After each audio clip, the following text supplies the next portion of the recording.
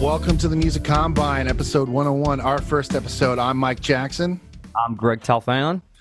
Welcome to the Music Combine, the podcast for musicians by musicians to help you monetize your business and market yourself properly in today's music economy. What are you, the musician, artist, producer, doing right now with your music? And, are you overwhelmed? Do you need some guidance? Have you seen all these gurus marketing on Facebook and YouTube and getting overwhelmed with paying, something and then getting pretty much left to your own device and then just not knowing where to freaking go by paralysis by analysis? This is the show you want to tune into so you can get the latest tips and tricks from, veterans in the industry and how they adapted to what's going on right now, and how they're doing it with their artists that they're working with right now, and how this is the time you need to be really going out of the comfort zone. What do you think about that, Mike? Yeah, man, it's totally true. I mean, you and I have started this venture basically out of a definable market need that we found with, one, our clients, and two, people that we work with or people that we deal with on a daily basis, through our selective careers outside of the podcast. Just found that there was a need for this, and there was a need for education in the market, and that's what we're bringing here to you guys today. We want to hear what you're talking about. We want to hear what you're saying. We want to hear what you're thinking. So definitely hit us up on Instagram. Follow us at, Greg, where's our Instagram? www.themusiccombine.com. There, and leave your questions. Greg, this is our first episode. We have a really special guest today. Good friend of mine, new friend of yours. Yeah, as some of our guests are for you. But David Shaw from Rebel Heart Entertainment, working with Stephanie Quayle, the only artist he works with, but has had a great hand in a lot of careers of different people, from Alice in Chains to Beyonce to people like that, getting them to radio, getting them promoted. I thought the conversation with Dave was so enlightening. It was great. Someone from his perspective of the industry and kind of where the industry is going, that radio representation isn't what it used to be.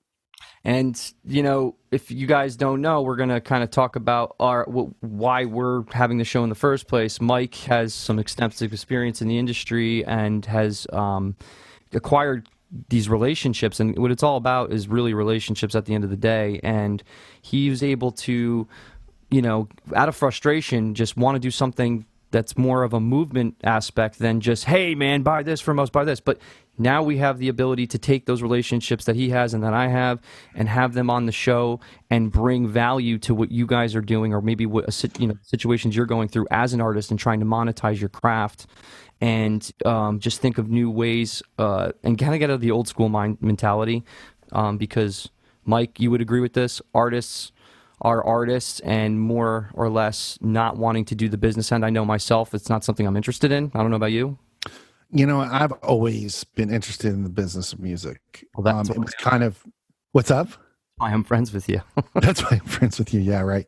I've always loved the business of music. Always loved to see how it kind of works. Today's episode's been brought to you by Suburban Riot Clothing. Go to suburbanriot.com and check out all the great stuff that they have, from favorite daughter children's clothes t-shirts to the Kale t-shirt to the famous Always Sunny Philadelphia collection. Suburban Riot's a great sponsor of this show. I'm wearing Suburban Riot right now. Actually, most of the time when you see me on the podcast, I'm wearing my Suburban Riot hoodie, or maybe I'm wearing my Suburban Riot weed shirt. Whatever it is, I'm wearing it because it's Suburban Riot. Comfortable, fits good, snuggly, perfect for that cold night. But even if we're getting into the summer right now, their t-shirt selection is amazing. Go to suburbanriot.com and use the code for the first 20 people for 25% off. MCombine 2020. Yeah.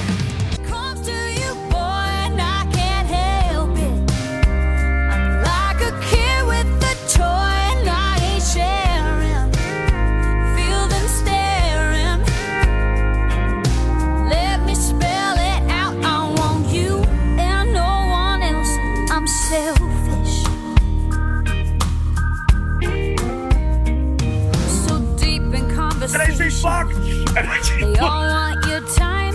Anyway, that show did not air for long after that. Yeah, nowadays you don't have to be so, PG-13 or politically correct even or anything. You could be whatever you want, and people, Yeah, man. they're interested, they'll listen, and we're gonna obviously target that audience. Cool. So anyway, Dave Shaw, welcome Yeah, man. to Thanks. the Music Combine, Yeah. It's a good, weekly man. podcast about industry and music put together and how to monetize it. Thanks for being on the show today. Thanks. It's good to be here, guys. Yeah, man. So, also our lovely co-host, Greg Tilfane. What's up, Nice, buddy? thanks for having me. Who the hell am I? Why am I here? What do I do? From the Dude, I see a really cool drum set behind you, which, like, that's cool in itself, man. Yeah, get out. So Dave, kind of the story behind me and Greg is I produced Greg's band way back in the day, and I'm sure I tried to push it to you when you were at Columbia. I'm sure you did. I'm sure, like, I've tried to push everything that I produced at the time. But Greg was 16 and raised him from a pup like you and your brother did with me. I put him through the same brutal boot camp. So Greg, you know where it comes from? It's from his lineage of music, him and his brother. Yeah, locking me in a room for 2 hours, making sure that if it wasn't for him though, honestly, I give him all the props because I was so lazy with the metronome. I didn't really understand how important it was to the process and recording, and not only that, he produced me and showed me how to do composition, songwriting, and such. So I'm 37 now, by the way. So when Dude, I hear you, man. a long I time ago. hear you. My sister, says she raised me, and she still calls me her baby boy. And I'm like, shut up. Stop this shit. I have 3 kids and a granddaughter now. I'm not your baby boy. Wow. Yeah. Are you Mike's age? Or are you a little older? Oh, he's older. I'm as old as Russ, man. No, I'm 52. All right, man, you look good. You're happy. You're like a childlike wanderlust about you. That's good. Music business, man, keeps you young. It does? Oh yeah, at least doing what I'm doing. I don't know. I don't actually work. I just, have fun all day doing That's stupid stuff. That's not true. It's very stressful. So, to touch on that, Dave, kind of give us a background of where you came from, what you're doing now, like what were some of the steps, because you are a radio promotion guy for Rebel Entertainment now? Rebel Engine Entertainment. Rebel Engine. Yeah. Give us some background on Rebel Engine, some of the things you're doing, and then let's kind of talk about your history of coming up in the music business. Yeah, man. I believe I was there for the original interview that led to you becoming a radio promotion guy. Yeah. Yep. That was some crazy times, man. I had no idea what I was getting into. I didn't know that I was going to be stepping behind the Wizard's curtain and seeing like what you're the fucking wizard. This is crazy shit, man. what did the When I went to Black Rock down in New York City at Columbia Records, it was, I wasn't there though. The ironic thing was, I'd always dreamt of, getting my band signed and, having platinum albums and getting my music distributed throughout the world and played on every radio station. And it was just ironic that I actually was going down there at that time for an interview to get a job, on the other side, Right. Promoting other artists' music. And, you just got to, like, when a door opens, you just got to walk through it sometimes and see where it takes you. And, it certainly has led me to where I'm at today, working with Rebel Engine. Rebel Engine's an independent label. What I've been doing for the past, since 2006, I had an opportunity down in Nashville to start working with independent labels and helping to build independent labels, which I personally love. I had worked with Columbia Records for 15 years, and I saw how a lot of the artists were treated. They were thrown, their projects were thrown against the wall. They didn't stick. A lot of times they, were shelved or dropped from the label, or you go out there and you bust your ass. And because one manager didn't like the manager of another artist, the artist gets sidelined and so on and so forth. But what I really fell in love with, it's the business. It's fucked up in a lot of ways. It's glorious in a lot of ways, but the stories you hear are true. Yeah. And, just because you get a record deal, that doesn't mean anything. You know what I mean? It's just the start of something. It's always funny, like you read stories in Rolling Stone or wherever. And I always remember, I just recently happened, and our collective love, you and I, for the band King's X. I was watching a documentary on YouTube about them. And it was probably like an unauthorized thing. But Ty Tabor, I remember him saying in that interview, he goes, yeah, it was great getting signed to Atlantic. That's when the hard part started. Oh, yeah. Absolutely. Oh, and there's a lot that goes along with that, too, because like most, musicians and artists, we're very creative people. A lot of us don't think on the business side. We want somebody else to handle that for us. Mm-hmm. And so we just want to be doing the creative side of things. Right. And of course, that's understandable, because we live in that world. I've lived in that world and I still do, you know what I mean? Just mentally. Right. So it stresses me out that I have to work every day. But anyways, it's that's where the fun begins. And I'll get into that a little more later on.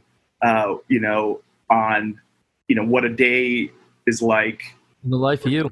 Yeah, just being out there and what I do with the artists, and you know what I mean, and how hard it is, and just exploring how the business model that we do it, working the charts, competing against the major labels, especially in this current environment, it's insanity.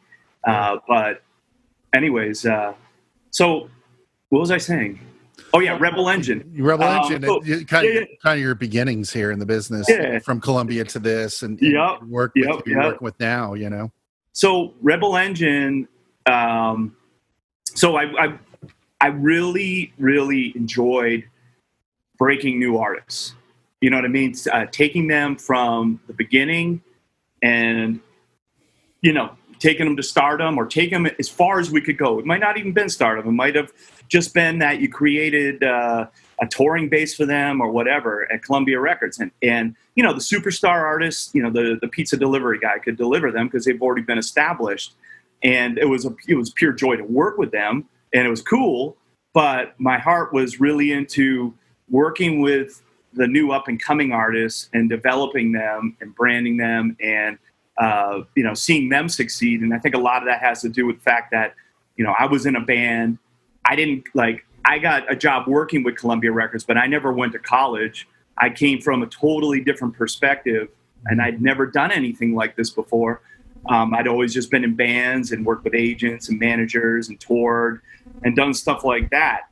So I had a different perspective when I came over to Columbia Records than a lot of the other people in the industry who had gone to college and, had been doing promotion and rose up through the ranks there. Mm-hmm. And I really gave a shit about the artist. And that's why, it was like when I saw an artist getting sidelined or treated like shit, it broke my heart every time. Or you'd be out on the road doing a promo run with an artist and you learn they're dropped and it before they do, and you're driving in the car with them and you're just like, oh God. It's like the worst. That's got to be an ugly feeling. Yeah, it's horrible. But now let me ask you a question, just based on that. Before I forget the question, based on what you've already said. So you went into this as like, okay, I want to be in a band, I want to get signed, and all this, and then you ended up going for an interview, and you ended up working for a major label, and that's awesome. So what did that dream diminish of being in a band more the more you were on that side, that you found out what was going on? And then were you ever going to show them your band, or how did you hold back? And at what point did you actually say, let me show them something, or did you just give up altogether on the band? Well, there's definitely a backstory there, and it's pretty funny. There's the myth story, and then there's the semi-myth story. But it all has to do with who you know and networking. And we were trying to get the band signed, and we warmed up some other bands. We warmed up King's X, and we warmed up a few Columbia bands. And I got to know Jerry Blair who was dating my brother Steven's ex-girlfriend, which was rather odd, but you know, it's a very incestuous business. Them were the And days. Wow. Them were the days. but anyways, he really dug the band, and he was doing what I do regionally up in New England. And he was getting songs played, and he was covering a show. It might have been Warrant or something that we were warming up at the living room in Rhode Island. Oh God. And anyways, I got to know him. We stayed in contact. Whenever I recorded music, I would send it to him, or we recorded music. And he was always like, yeah, that's great, man. That's awesome. You know, you need to do this. And he was really excited at first. He went down to New York. He became a national, and he became less, you know, not as easy to get a hold of anymore. Right. But I still sent him music, and I always called him, and I tried to stay in contact with him. And I kept working him, and he never picked up. But once in a while, he would pick up, and he'd be like, who's this? I'm like, yo, it's Shaw. Hold on. Boom. Put me on hold. I mean, he literally, this guy, okay, looked like Gene Wilder on crack. Oh yeah. Okay. I remember. I mean, imagine like Willy Wonka on crack. Yeah. He's already on. I remember when you went to New York for the interview and you were staying with Jimmy Canny, your good friend. Hi, Jimmy. Yeah. And it was me, you, Jimmy, and we went in. I was coming over to see you in Mamaroneck where Jimmy lived. Yeah, man. And I got there and you're like, hey, we're going into the city. Like, I thought we were just going to go hang out. He's like, I got the interview at Columbia. Yeah, man. And I was like, all right, let's go. Like, Yep. adventure time. Like, let's go do this. You know what though? It's like, you know, yeah. Yeah. All right, so we can get to that. I was 18 at the time. Like, Yep. I had no idea what I was getting into, Mike. yeah. I had no idea. But so Well, anyways, I remember. I was trying to get my band signed, and anyway, so we went through this process for a while, and then he became the vice president of promotion, which covers all the formats for all the radio stations. So hot AC, AC, pop, rhythm crossover, you know, rock, alt. I mean, AAA, everything but country. We didn't work country and urban. So That was left to Nashville back in the day. yeah, and quite frankly, I hated country. I hated it. It was like I just, you know, I was like, rah! You know. But working for Columbia actually helped me expand my mind. Mhm. But anyways, I worked him, and again, he would just pick up once in a while, and he'd be like, "Yo," and he'd put me on hold for 20 minutes. He'd pick up, I'd still be there, and I think he just saw like this tenacity or something in me. I loved creating music. It's like besides my family and fishing, it's my favorite thing to do. And, you know, so I never lost that, but I was also at a point where I had a baby boy, and the band wasn't as focused on Yeah. like the ideas of, you know, marketing and branding and doing, you know, it just the circumstances at the time when that opportunity came up, you know, it was just like, okay, I'm going to at least go down there and check it out. So he basically said, when he picked up one other time, he goes, look, we're not going to sign your band. And I'm like, fuck, what do you mean? You're going to sign my band, bitch. You know, and I'm like going off. I'm like, this is what you could do, and you could do this and that, and blah, blah, blah. And he's like, hold it. He goes, why don't you come in? We have a job opening in Chicago, and it's a starting position, you know.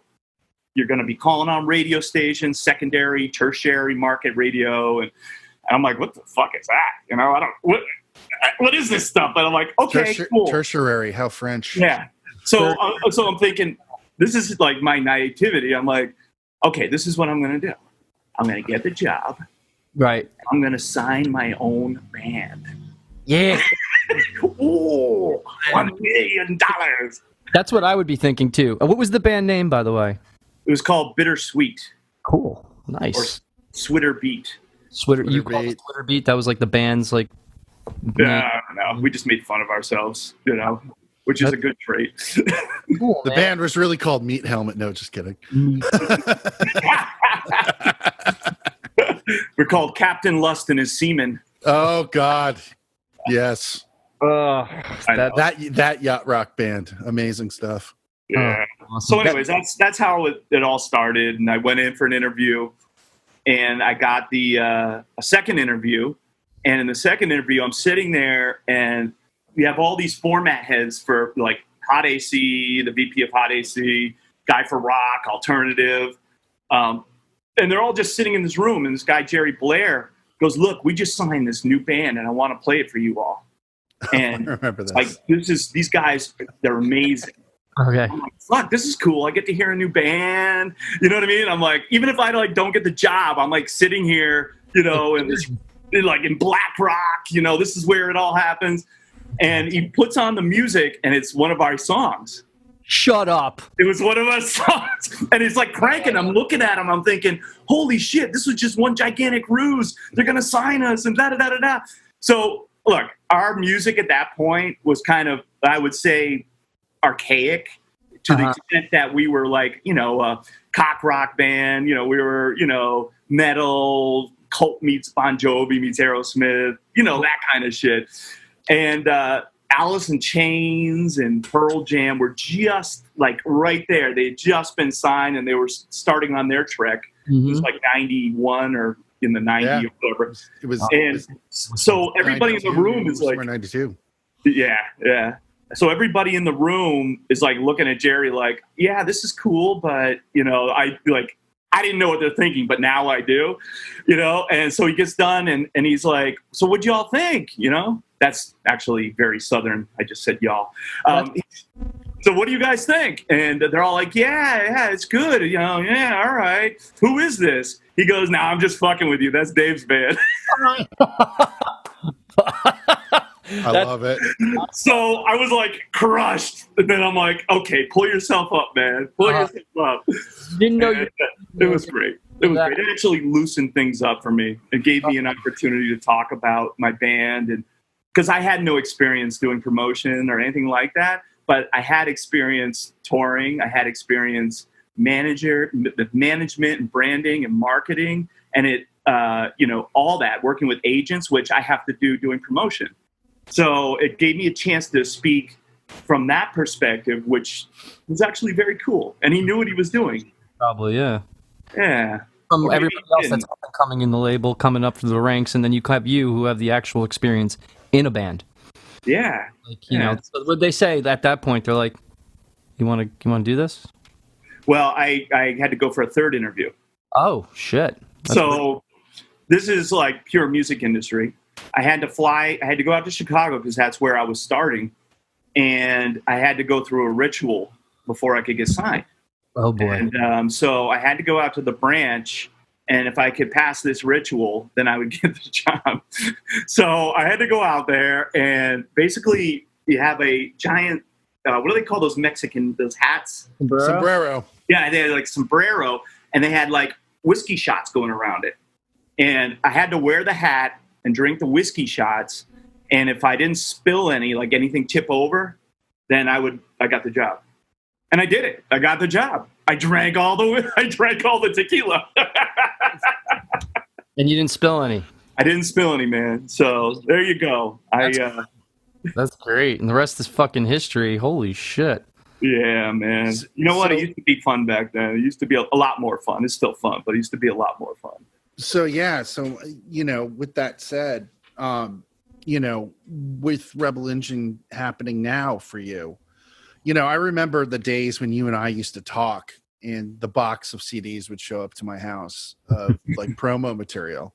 Yeah. Or I'd go to your house, like when you lived in Arizona, and you're like, just leave me one of something so I can send it out. Like, and those days are gone. Totally, man. You know, we don't, you know, you and I used to talk about, you know, oh, Alice in Chains got 20,000 spins at radio this week, and that would translate into some sort of sales. Yeah. And, you know, I look at it now and I see, you know, what has really changed climate wise when you're going for radio promotion? Because I always feel like you read about the Clear Channel owns this, or the Live Nation owns this, or the market's locked up because of this, or the 360 deal's doing this.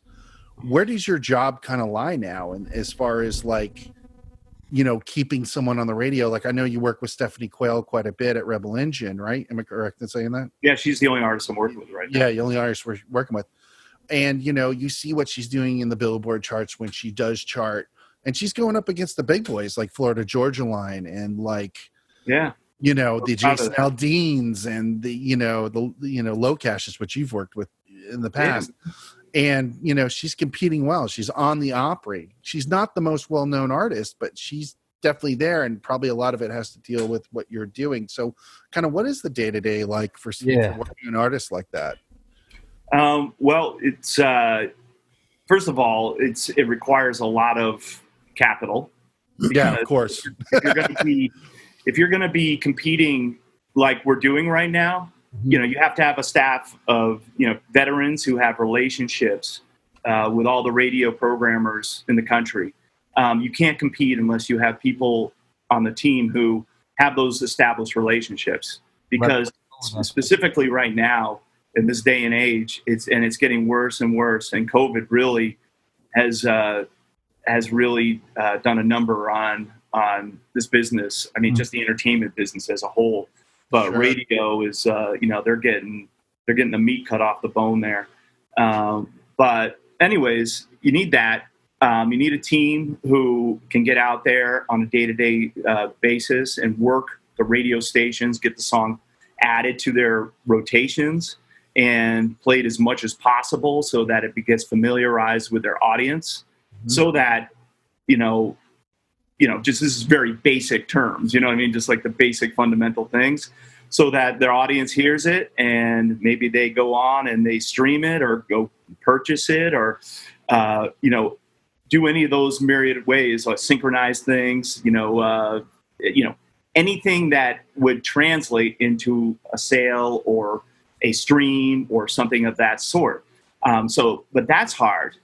That's very difficult these days. You got to get them to play. Like generally in marketing, it takes somebody 7 to 14 times to pay attention to something, to actually go and check it out or look into it. So get them to spin it that many times. Does that mean like you have to keep on their ass to make sure they do it? And you know, you're still following up with that guy and be like, hey, what do you think of that song? Can you play it again? Can you play it like 14 more times? So, you know, people. Yeah, it's well, see, now radio stations have they have different categories for spins. You know, you have a heavy category, which is, you know, in country, it's getting to be kind of like top 40 now, because top 40 has like this hyper turn and burn. You know what I mean? They'll play it like 100 High times. attrition rate, yeah. With country, it's a lot lower and it's a lot slower. But a heavy rotation could be anywhere from 50 to, you know, 80 spins a week. And 80 wow, that's like low comparatively what it has been in the past. And with country, you also have a lot of recurrent songs. So with top 40, you basically have what's hot right now. And you don't have recurrent. So you have all new, boom, boom, turn and burn, turn and burn. Country, you have an audience demographic that spans from 12 to friggin' 80 years old. I mean, it's a really cool format like that, where you can have people listen to this radio format who span the ages, you know? So it's neat like that. But anyways, you have like a heavy, a medium, you have a light rotation, you have an overnight category. Overnight categories are generally for getting records started. You know, just kind of getting your foot in the door. You know, they'll get the record on and they'll start spinning it in overnights where nobody really hears it. But you know what? You've got your foot in the door and it's getting played. And that's where you start to work from there. You know, the next category you want to get into is the light rotation, obviously. You start to get maybe some day-parted spins. And what I mean by day-parted is, you know, AM drive, midday, afternoon drive spins. You're not going to do anything unless you get heard. And those are the places where you're going to make the biggest impact. So still, though, getting like 1 spin a day or 2 spins a day in those categories, it's going to take a long time for an artist to be recognized, heard, because not everybody's listening to the radio. That's my next question, Dave. That's my next question. So with everybody not listening to the radio, well, I'm sure there's a demographic within that span, right, that listens more to the radio because they're older. People driving to work, people driving home. Sure. So those stations. What about Sirius XM satellite radio? Do you use? We work them. We work stormy weather. Yep. We work. You know, we work Sirius. We work Pandora. We work Spotify. Try to get on their playlists, and we have her on numerous playlists right now. So yeah, we work all of those. You know, Apple, YouTube. iTunes. And she's got a lot of followers on Instagram, like 32K or something like that, which is great. So like she's doing good. She has like over 9,000 subscribers on her YouTube. How long has she been around now? I mean, this is her first album. She's been around for a long time, though. I'm sure. But this is like her first real, big push. The last 4 singles. So, I'd say like 4 years at the most. Doing really well with her. I saw something that was pretty impressive, which you may be part of this whole thing, is corporate sponsors. I see. Yeah, I noticed the KOA Bass Pro Shop, dude. It's like one of my favorite places. Man, I can't wait to take advantage of that. I know, right, dude? That's hook a brother up, Johnny Morris. So how does that? By the way, I used to be in barter. I'm not going to go through barter, but like they have so much overstock and just crap that's worth nothing. It's warehouses filled with crap. So I was trying to get it for credits, to trade them for credits for their advertising. But regardless of that, yeah, man. How does that work now? Because me and Mikey, we're talking about we're doing this podcast and having sponsors that are affiliated with what our message is and our mission statement. So for a country artist, for artists out there now that are looking to monetize their art. When you do something like that, it kind of opens up, the light bulb goes off in my head, and it's like, okay, get corporate sponsors. Like, so how does that work? How does that work with her, and how did you go about doing that? Sure. We actually have a team that deals with that aspect of it, but it all comes together with the story you build, and the story we build begins with radio, with airplay, with marketing, with shows, building a touring base. Building up all those things you talked about as far as, Instagram, Facebook, building up a presence in all those areas. Just building a buzz and spinning the story. And, hey, we're at number 58 on the Billboard chart. And we have 30 million in audience right now with this single. And, it's being played on this playlist, in this playlist, in this place with Spotify. And, we can... it's getting streamed this many times, and we can show like, okay, it's getting played in this market, and it's getting Shazam this many times in this market. So we can come up with a matrix and systems of, we got a lot of information that we can pull in, and we present to. So you guys can actually pull the data from Spotify or SoundCloud or wherever. Yep. And allocate dollars to. So the chart and market research has gotten so much more for some. Oh yeah. Yeah, I mean, I know, like when a record, I can see where a record's getting played anytime, any day part. I have this, we have a system. It's called Mediabase. And every time a station plays a song, it registers, because every song has a frequency, and it registers with their technology. So, I know when it's getting played, what day parts. We have that, and you have the chart where moving up the chart and what you do with that. And all those other, all the other social media aspects, and obviously, anything else you could pull up and hopefully conjure with sales and streaming and everything else. And you're firing on all cylinders, right? And while you're firing on all cylinders in real time, you could really see where the attrition rate is better from one platform to the other, and then in real time say, oh, you know what, I see Instagram's blowing up over one other platform. Let's allocate more dollars towards Instagram, because that seems to be, and then incrementally add YouTube, and then you're still doing everything. But the beautiful thing about data nowadays is like it's in real time, so you can really see where everything's going. And you can man. Dollars and be like, let's just go this way right now. So you're not wasting any ad dollars. You're justifying that ad dollar in the best way possible, because you could put it here over on Instagram more, because YouTube isn't doing as well. We'll go back to YouTube, but let's go on the momentum of Instagram.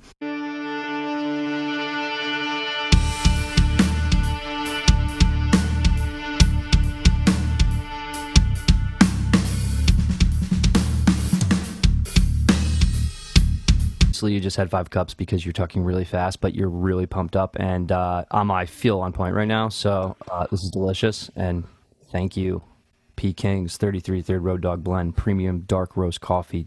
Delicious and badass label, by the way. And for all the Music Combine listeners, we have a special code today, Metal1. That is at checkout. Enter in the code Metal1, and you'll get a little bit off of your first bag of P. King's Road Dog 33 and a third. You can go to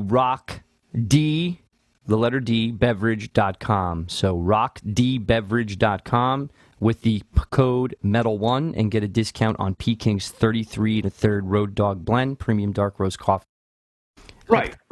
Yeah, totally, man. In fact, these things you do with like geo targeting, and we just did a big campaign nationally in the markets where we're getting airplay, where we did time buys, marketing the song of just the hook, and then her talking up her song, But most recently we did it with COVID, and it was more like a PSA, just saying, hey, hey.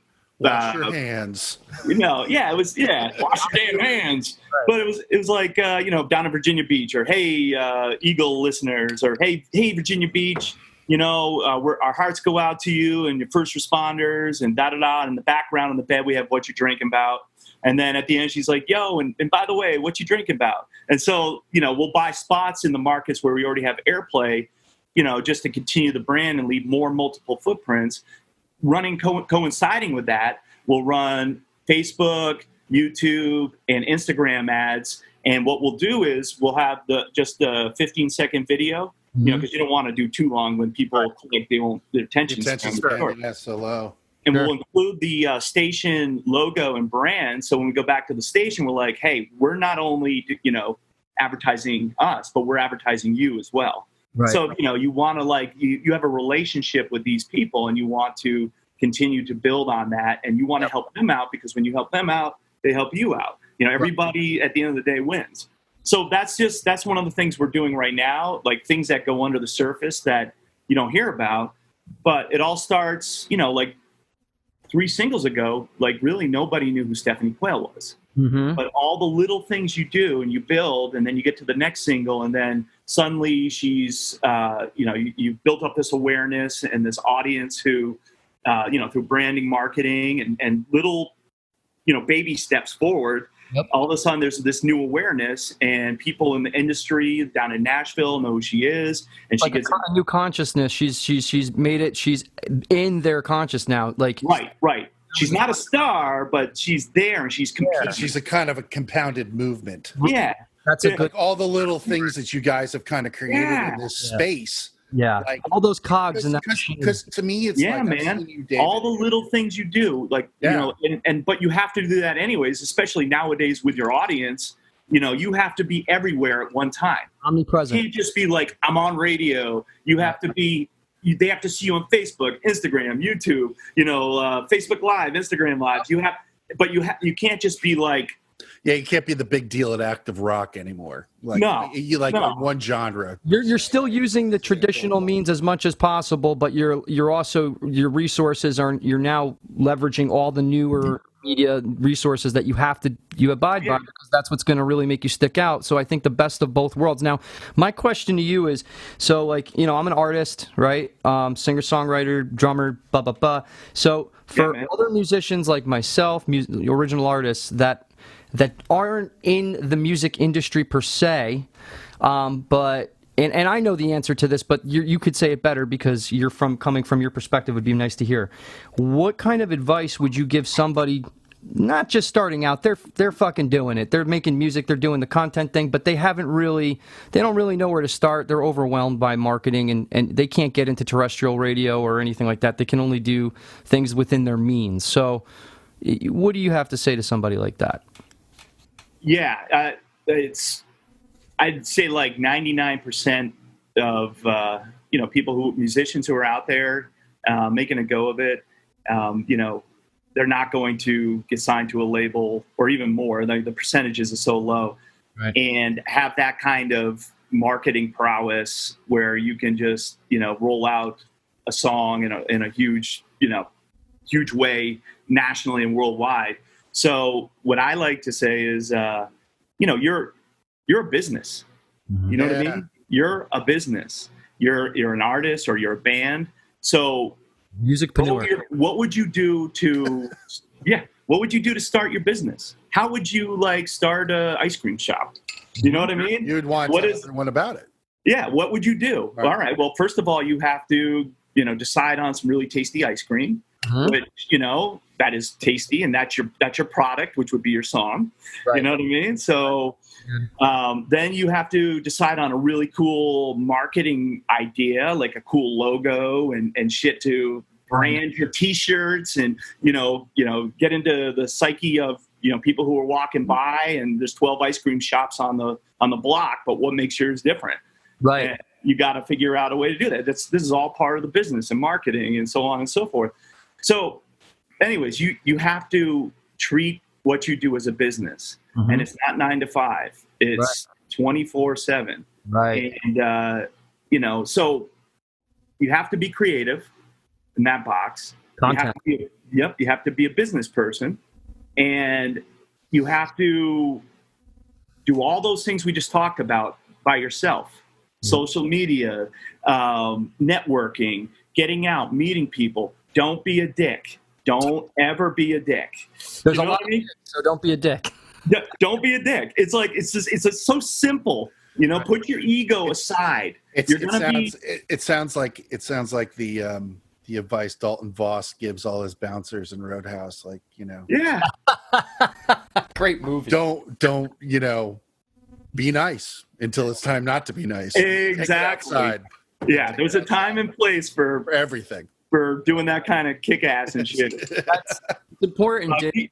Those parts are important because most, and I'm not judging anybody. This is just from experience, Mike. You could, and you Dave, I'm sure you could.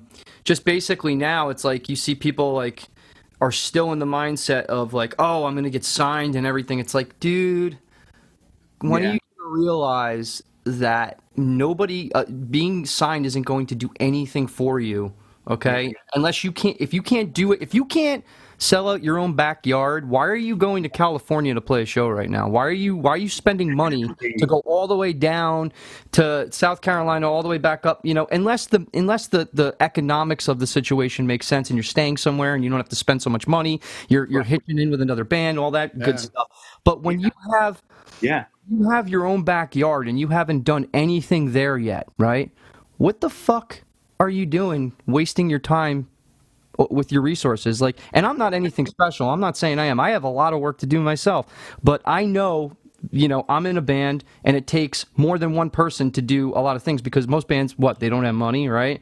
But like one guy may have money, one guy may know how to do things, aka me, but to get the rest on board to do that and then to go do it without them and then to hear their crap afterwards, it's like, all right. So I had this discussion yesterday, and this is definitely relevant to what we're talking about. We came out with an EP, my band. It's a really good EP, but nobody gives a shit. And I go, guys, nobody gives a shit. And you're let down, and you're talking to me right now saying, oh, I'm disappointed. I said, I'm not Nostradamus. I told you this. You need to have a build-up to it. When Hollywood movies come out, they have trailers come out. You have to do these little incremental builds-up, 3 weeks at least before. Start putting content behind one song. Not more if you're an unsigned band. I mean... Release a single with 5 pieces of content around it that you could put on multiple platforms. You could show the singer-songwriter talking about what they were thinking about the song. Document yourself recording, document yourself rehearsing, and then put the really cool content. Just document what you're doing. Oh yeah, sure, man, we'll do that. Okay, well, my phone has the Metrodome on it, so I can't really put the camera on. So can you guys just press play? Oh, don't worry, we'll do it next time. Next time turns into a year later, and then you're like sitting here talking about how disappointed you are because you just came out with an EP and it's awesome, but nobody gives a shit. Well, nobody is going to give a shit if you don't give a shit about putting it out there the right way. And this is what it comes down to in what you're saying. So all those cogs in the machine, you need to have them firing on cylinders. And to Greg's point, it's like it always seems like if no one knows, in my other day job, I'm a financial advisor and I work with musicians. That's what I do for a living. And I'm not going to give any financial advice on this show, so this is not what I'm trying to say. But there's a lot that I get sometimes, and they're not really my clients, but some peripherally say to me, well, this person wants this amount of money to build my career. Why should I spend that? I always say to them, I said, look, why aren't you taking the reins into your own hands? Yeah. They're lazy. Building that, and to Dave's point, building that compounded story over time. Yes, that's it. It's not going to happen. I feel like that's, and I feel like that's just the way of business in general now. Sure. There's not the days where, you know, the Coke and Blow and hookers come to the radio promotion guy, and we do this. It's the guy. It's the playing video games and like on the phone and not have anything to do at all, and they're just sitting there. It's like there's a meme that goes, "What my girlfriend thinks goes on backstage," and then what actually goes on backstage. Yeah. Like it's all that things that you said, Coke, the hookers, all the shit, and then the Blow and hookers. Yeah. And then, It's like those days are over with. everybody sitting in a room like this. It's just boring. You know what I mean? So it's funny. Yeah. How it No, man. I Totally. wish I lived in the 90s, man. I wish my band came out in 1992.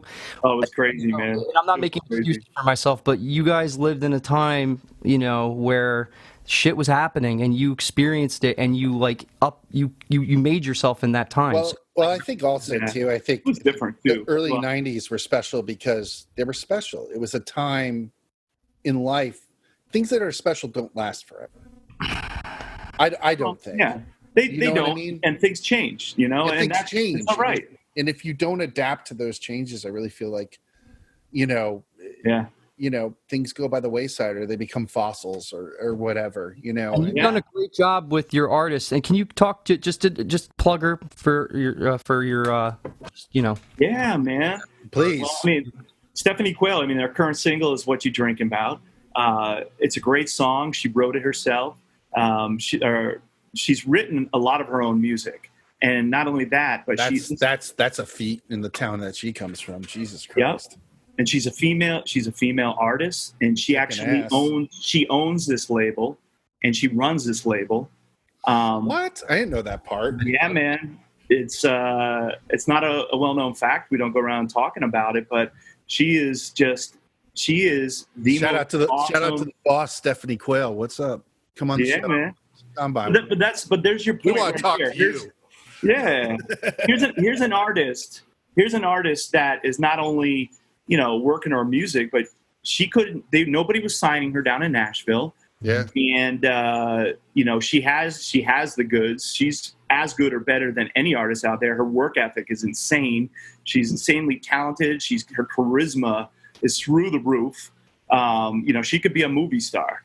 You know what I mean? And her energy level, I mean, when I get into a car, so, you know, we've been on the road for a couple weeks and, you know, we get up at 5 a.m. We go to bed at like 2. We catch a flight. We land. We go to a radio station. We do a morning show. And then we go to another radio station, do afternoon drive. And, you know, like just the whole day. There's no rest, by the way.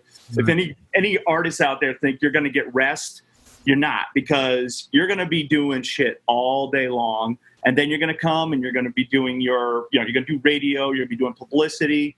You're going to go to the, to your sound check. You're going to do your sound check. And then somebody like me is going to schlag you out to dinner with a decision maker from a radio station or, you know, somebody who's important for publicity or something like that. You're going to go back to the venue. You're going to do a meet and greet. And then you're going to go back. And if you're Stephanie, you put some makeup on really quickly. And then you go hit the stage and you'll play. And then you get off the stage and you go out and you meet everybody in the audience. This is what she does. She'll meet everybody in the audience, anybody who's there. She'll go to the merch booth. She hangs out. Your day starts at 5, ends at 2 a.m. Yeah. And she will, and this is the key to success.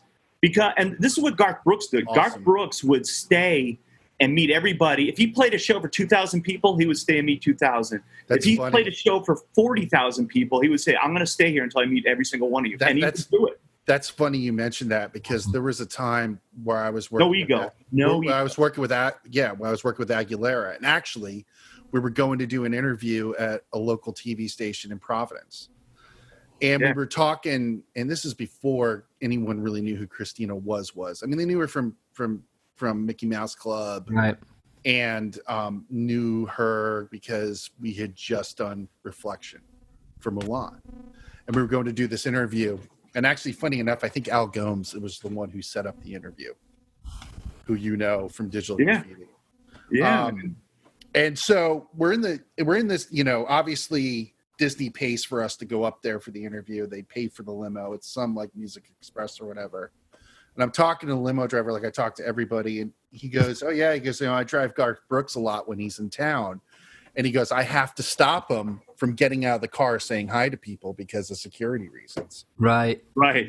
And that's the truth about him. Like, even as a huge star, he will still sit there because he knows that every one of those you know what? That's will last a lifetime. That's the way it is. And it's funny. It's maybe not funny, but like, working at Columbia Records, I had the honor of working with some heritage artists, and those like Aerosmith or Billy Joel or any of those people. Yeah. They are perennial superstars because they still meet 200 people before a show, and they engage their audience, and they spend time, and they take the time to do that. And they're not like these prima donnas, like, and saying, "Ooh, I can only meet like 6 people before, or like after the show," and you know what I mean. It's I've seen that so much. Right, you see the prima donnas, and that's another thing as well. You can't really be a prima donna when you're in my position or most artists' position. But what they do feel, and this is something that I see, is an entitlement to tell people what to do. And when you tell people, and I've been guilty of this too, it's not like I mean to, but it's like, listen to my songs. Here you go. Go check it out. Go share it. And then most people are going to look at that and go, nah, I'm not going to do that. You have to come up with a different way to be able to engage somebody and get their attention, and really just maybe show, some interesting things that you're doing, right? And just be like, this is what I just came out with. I hope you enjoy it. And just assume they're going to listen to it, as opposed to telling them, go listen to it, right? Yeah. That's on a very small scale. We're talking Dave Shaw, and we're talking about me, where I'm at, but where most musicians are at right now, right? So it's good to get the feedback from both worlds on where we're going here, where music is going. And that's another thing that leads me to my next question, segue that you were saying.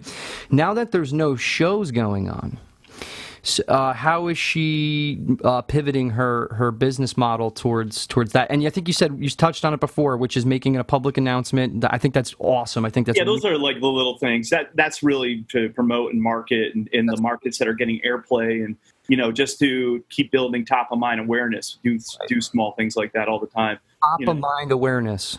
Yep, exactly. And we do promotions. I mean, before COVID, you'd bring her in, you do a free show for a station. They blow it up. They talk about it for weeks on end. You know what I mean? So you're getting all that free advertising. You do advanced phoners. You bring her in the day of the show. You do an AM drive, afternoon drive. You do the show. You do contesting around the show, give away prizes.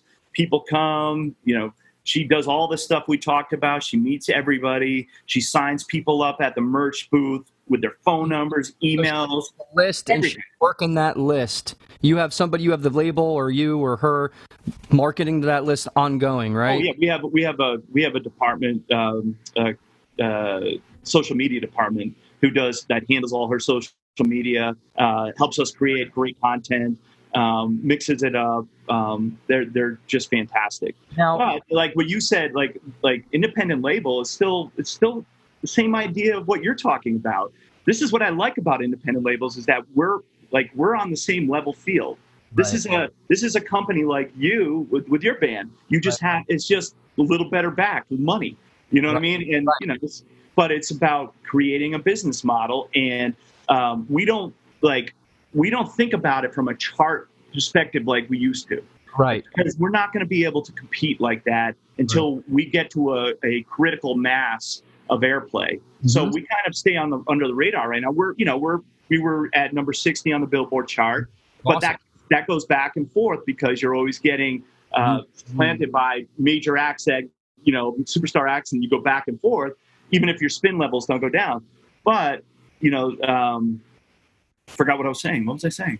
No, you were saying, she's functioning on the aspect of getting on the charts and getting in front of the right people, where you would leverage relationships like you would with a major label. But at the end of the day, everybody's on the same level playing field when it comes to right and marketing and just being able to put out great content and then being able to maximize that content with, which my next thing is, it keeps leading into new things, but this is so important. I have ADD, so I like lose sight of things.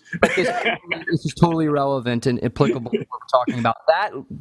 Those fans that she's talking to, that she's taking the time out of her day and knowing what to do and getting the phone numbers and marketing. That's creating those fans that go on a list and then they get marketed to. They pay dividends down the line. Now that's probably really the life of what I was going to go. Her income that she makes is probably from the list that she's building and getting to market to, and everything else is gravy. Yeah, like any other business in sales. Right. Yeah, that leads me back to what I was thinking about. Actually, it's all the little things you do. Why do you have so many people on Instagram and social media? It's because when you're touring and you're leaving multiple footprints in these markets, you keep coming back. It's like a tornado. You know what I mean? You keep circling back around. And every time you come back, you do advanced marketing and you let the fans know via social media, in our case, radio, marketing, whatever we can do to brand her and let people know we're coming into the market. And, advance promotion, time buys, whatever. You know what I mean? And then obviously the radio stations. But it's cyclical. You come into the market, you play, you meet all those fans, you keep collecting data so that you can do direct marketing to these people. You're not relying on somebody else to do your marketing. You have a direct link. Right. You know what I mean? To these fans. You don't need anything else. And these bands nowadays, I mean, if I had all this at my fingertips when I was younger in a band, holy shit, I would have gone nuts. Because you don't need a label. You can direct market to your people. You just have to bust your fucking ass and go out there after a gig and sign people up. That's it. That's the answer. That's the answer that I think our viewers are going to. And it's probably something they've heard many times before. Yeah, I'm sure they have. Gotta hear it again. But the big name acts are doing it. Big name acts are doing it. But it's simple. But it's these simple. Again, back to not sounding like a buzzword kind of situation, but like compounded action. Yeah. You get 5 numbers. Love that, man. I'm going to use that. Compounded action, dude. It's the greatest buzzword of this year. We're going to make up T-shirts. Come on, bitch. Bitch, compounded action. Come on. Compounded action, bitch. I'm using that tomorrow on calls, man. We played a show in it was Philly Transfer in Philadelphia, and we opened up for a big band called He Is Legend in our industry. They're pretty big, and we've played with them a couple times, and we're lucky to know them. So that's how we built that up, and we got fans out of that. And what I did is I got their names, I got their numbers, and I said, okay, I got at least 15 people, right? So I marketed to them, and then 5 of them showed up at our New York show. They drove all the way from Pennsylvania, but I sat there and hung out with them and talked to them and just asked them what their lives are about, and a lot of times what happens is they end up venting to you, depending on what kind of music you're playing, the audience that's actually buying in. A lot of times when it comes to hard rock or metal, you have people that are really going through a hard time. The real human experience. Really going through a hard time. You identify with the lyrics and what you're singing about. You saved my life at 4:10 of that song. Like that's when I decided to pick up a guitar again and decide not to kill myself. Now I've had people say that. By the way, that is, And I've had people meet their wives at our shows. Those things happen. Those little things, those things add up, and you have a camaraderie, you have a community, and it's just feeding that over and over and over again. Now I'm acting like I know what the fuck I'm talking about. I got to do more of this, but at the same point, I know what's going on. I know what it takes, and I'm gonna be completely transparent. I'm nothing special, but at the same point, I've taken the time to look into what you're talking about, and it's in such a way where now I'm getting the people that haven't been doing it in my band to actually start doing something. But I'm realizing there's a lot of resistance there because they go to work, they come home, they want to create music, and then it's like, all right, guys, now we got to just document what we did at practice, and we just got to put it on Facebook and this and that. And if we just keep documenting and pressing record, we'll be able to just document what we do. If we just document it and edit it down, I mean, that's and then you have this list of people. You go to a show and you don't get somebody's name, you're pissing in the wind. Now you're going to go back. You are throwing away. You're throwing away commerce, man. You're throwing away. I would love to see how you can measure that metric of not getting a number and how many actual impressions or views you're just fucking pissing away. Okay, yeah. Well, here's an example of that because I see it all the time with all the artists I work with. these fans, they're fans, fanatic. It's based, you know what I mean? Fans. Yeah, And they, so they're your biggest cheerleaders, man. They're the ones who are talking you up. They're giving you free advertising. And I'm not saying that Word from of a mouth. cold-hearted bitch. I'm just saying that they're going to be your fucking bullhorn. Right. You know, and I see it with Stephanie. I saw it with Low Cash. Every band I work with, they're your street team. They're the ones, like, if we need somebody to make requests at radio, which is kind of non-existent now because they're hollowed out shells in a lot of ways. But, you have all the different regions. Like for Stephanie Quayle, we have Flocka Quayle. It's her flock. That's You know awesome. what I mean? And that's all based off of, everything we've done as shows and Facebook and Instagram. They all love her. They love her music. They love seeing her live. They get people to come out. They're posting on their Facebook. Every time she posts something, they share it. They're talking her up. That's the shit. That's what that leads to. And that's those little tiny little details that nobody gives. Like, they're like, who cares? I'm not gonna, It's like drop your ego, be the T-boy, fucking be the runner, do everything you can. Who cares what you have to do to make it? And I get the idea of the way it was for me. Yeah, but it's like, look, I had coffee if you're poured serious on me. about what's that, Mikey? I had coffee poured on me. Like nowadays, you wouldn't get away with that shit. But like, Yeah. I've worked in recording studios. Like that's where my man. background comes from, is being a runner, an assistant to engineer to platinum engineer. Yeah, man. And the thing you go through with that is like, I just didn't give a shit. I was telling Greg the other day, I said, whatever I did was an act of service. I looked at myself as I was in the service industry from that point of view. Yeah. Because the thing is that I'm not writing the music. I'm recording it. I'm capturing a moment. I'm doing this thing. Yeah. But the thing is to get to that next level, I think that protocol, I think that mindset is gone by the wayside, where like you do it at all costs. Yeah. You do it man. at all costs. If I got to stay up for 3 days in a row cutting tape, yeah, that's what I'm going to fucking do. You got to sweep the floor, I've been clean there. up the vomit, or whatever, man. You do it. I want to do live sound. Yeah. I remember I did a gig with this band called The Cheese. Dude, we're going to bring up like all my history quickly in this first episode. And people who are going to listen to this, from that band are going to go, oh, we remember that.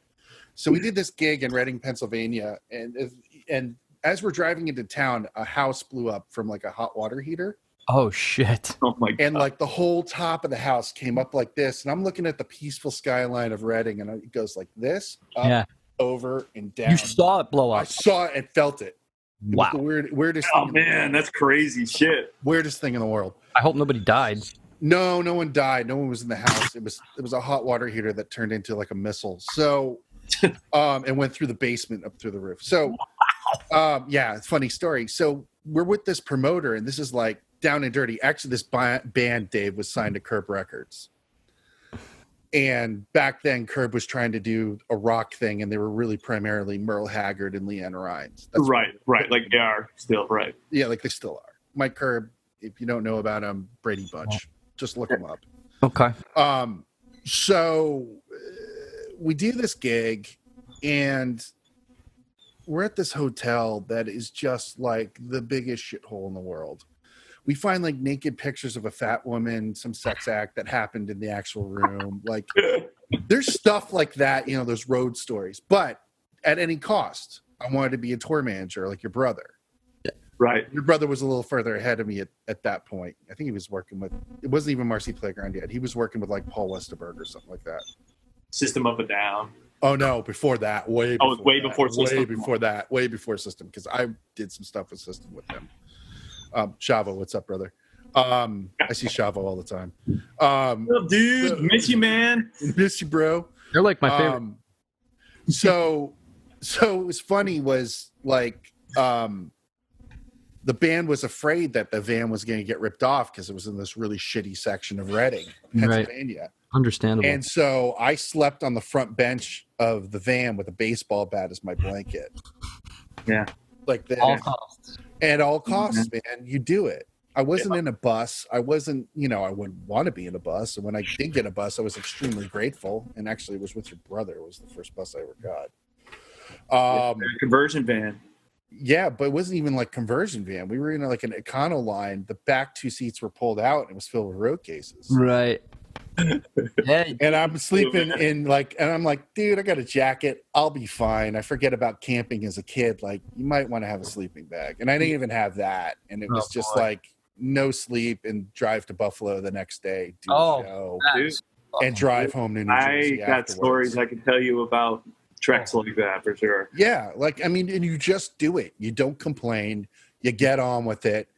You know, and you shut up and just do it. And I think that you find a lot of the time that people aren't willing to have that story. I love those memories. I cherish those. Yeah, memories. of course you do. Because you know what? You paid your dues. You had no ego, and you can't. You know what I mean? Work. Yeah. You're there to work, and you're there because you want to succeed and you want to prosper, but you're passionate about what you do. But you're not. A lot of people are passionate about what they do, but not willing to put their ego aside and do the work that you need to do, you know, and it doesn't pay off, you know, like usually doesn't pay off right away. It takes years and years. And what do they say? 10,000 hours of doing something before. Compounded effort, man. Yeah, exactly. And that's the mentality of the independent label, or what any band's doing that right now. Right. And being a musician right now in this environment, you have to, you know, in order to have a sustainable career, you really have to, your income has to be diversified. Mm-hmm. And it can't, maybe it's not just from, you know, performing and all that other stuff. Like, that's what I was going to say, Dave. That's where I'm taking it next. You know, right now, currently, somebody like Stephanie, you know, not being able to play out live, is she doing virtual performances? Is she pivoting her business model? Yes. Like, Yes. What is she doing? Yes. Well, that's actually one of the silver linings of COVID, is that, you know, we were following this other model and building up bases in different cities and getting airplay in those markets, touring, so on and so forth, and building markets for touring and then going on to the next place. Right. Well, that obviously she's not touring, so we can't, you know, we had a lot of shit lined up for her, you know, special events, you know, the ACMs, all this, you know, she was doing the carpet and interviewing people, all that's gone. All these like really cool publicity things are gone. So what do? You know, so we've had to really adjust to this. And so we went to all the radio stations. We did like Facebook Lives, Instagram Lives, Zoom, stuff like this. We're still setting them up. Like, she's doing one in Detroit next Thursday, and then she's doing one down in New London.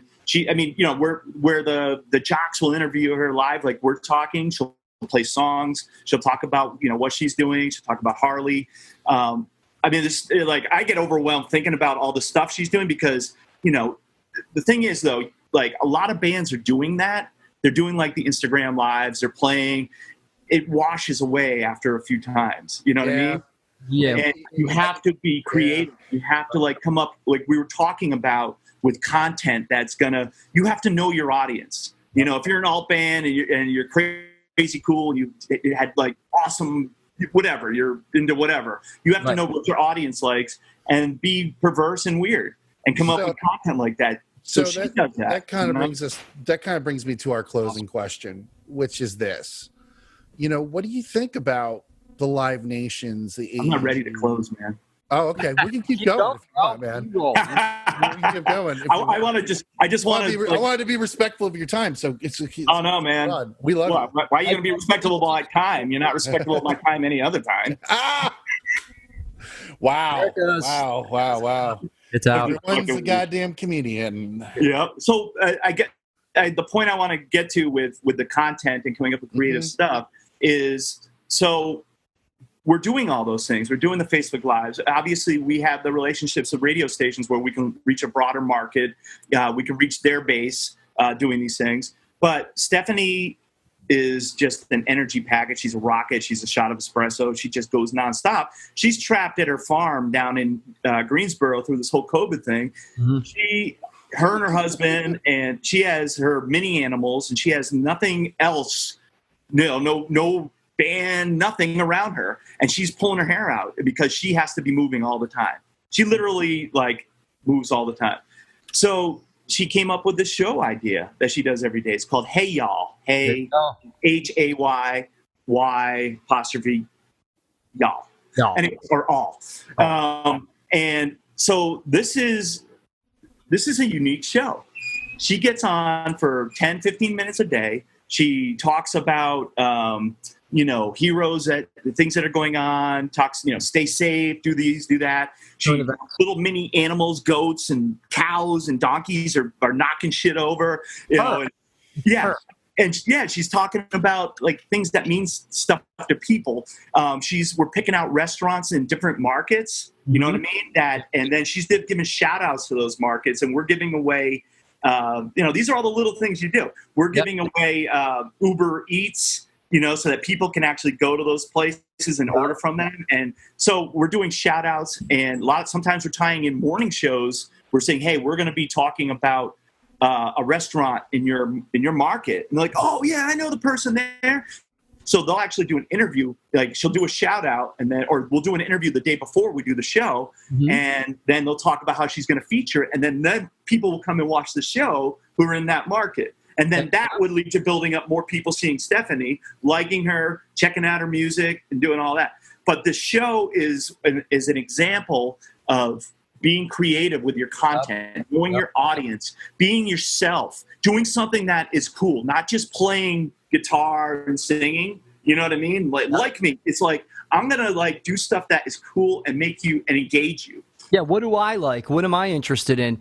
And you know what? People want to know more about you. If you have fans already and you show them other sides of who you are, that is probably the most engaging, resonating content, the thing you could possibly do. And that's why Mike and I have actually started this podcast. We both actually, it's really weird, synchronicity, right? In universe, how it works and stuff. Yeah, so, man. Create. Law of attraction. He called me about marketing because that's what I do. I'm not passionate about marketing for plumbers and HVAC people, but it's all applicable to music and everything. It's just what you're doing, and you change that. But what you do to support what you do, right? And you know what it is? It's like I'm during this time, operational expenditures are down, right? You don't have to fund a whole band. Your expenses are down. What can you do to take technology and kind of maximize your resources and get some momentum going in this direction? It's exactly what you're saying. So. Yeah. What we're talking about, he's like, I'm looking to do something where, we can actually, now it's probably being done in different. If it works, fucking do it. Right. But what they're missing is kind of a collective, like a platform where people can actually, they can actually learn what you're doing. Like we're talking to you, you're going to be exposed to other people that are going to want to learn what to do in this situation right now, what you do when you're when you are a touring band, and yada yada yada. But this is something like where it literally gives you a platform, a voice, right? And we give back to that musician, like, here, man, listen, you could come on a platform and learn how to market yourself the right way and take tidbits from what we're talking about, Dave, and then apply them. And then eventually what we're going to do is we're going to expand this into something bigger. But right now it's this, right? But it just really comes down to doing all those little things and making yourself Youngblood. He's an artist. He's doing his own show, just like Stephanie, and he's doing things that make him laugh and he finds funny. He's having his friends on there, and then he's just spontaneously going, I'm coming out with a single today for so if anybody wants to call in and help me write this song, call in and we'll write it together, right? So they call in and it starts writing. So that are really captivating, that separate you from everybody else. That's like, hey man, check out my Nikes, right? I'm going to get endorsed by Nike. No, you're not. All right, you're not cool. You could EGO, man. EGO, fucking leave it at the door, bitch. Yeah, you know what I mean? Yeah. Nobody cares about you. Cares about that. Lifting weights, like you're gonna make somebody else feel like shit that doesn't lift weights. I mean, I think the interesting thing though is like 20 years ago, 25 years ago, you had bands. I mean, and this goes to show you how effing old I am. It's all right, man. Yeah, okay, great. You would go to Record Theater, Strawberries, wherever your record store was. Tower Records, Newberry Comics. Woo! We used to do stores all the time for fans. Oh, it used to be awesome. That stuff. And the thing is you would go, and whatever your favorite band was, whether it was Year and a Half of Life of Metallica or, video, and we kind of concentrated on middle of this thing. But, everyone at that time had some sort of expose video that was extra. Yeah. It was like $50 to buy it, and it was, And you would buy it. and you would buy Yep. it. They were value For a add-on. second, or a value add-on, and you would get Yep, a value second, add-ons, a man. split-second glimpse of what you thought these people really were. Yeah.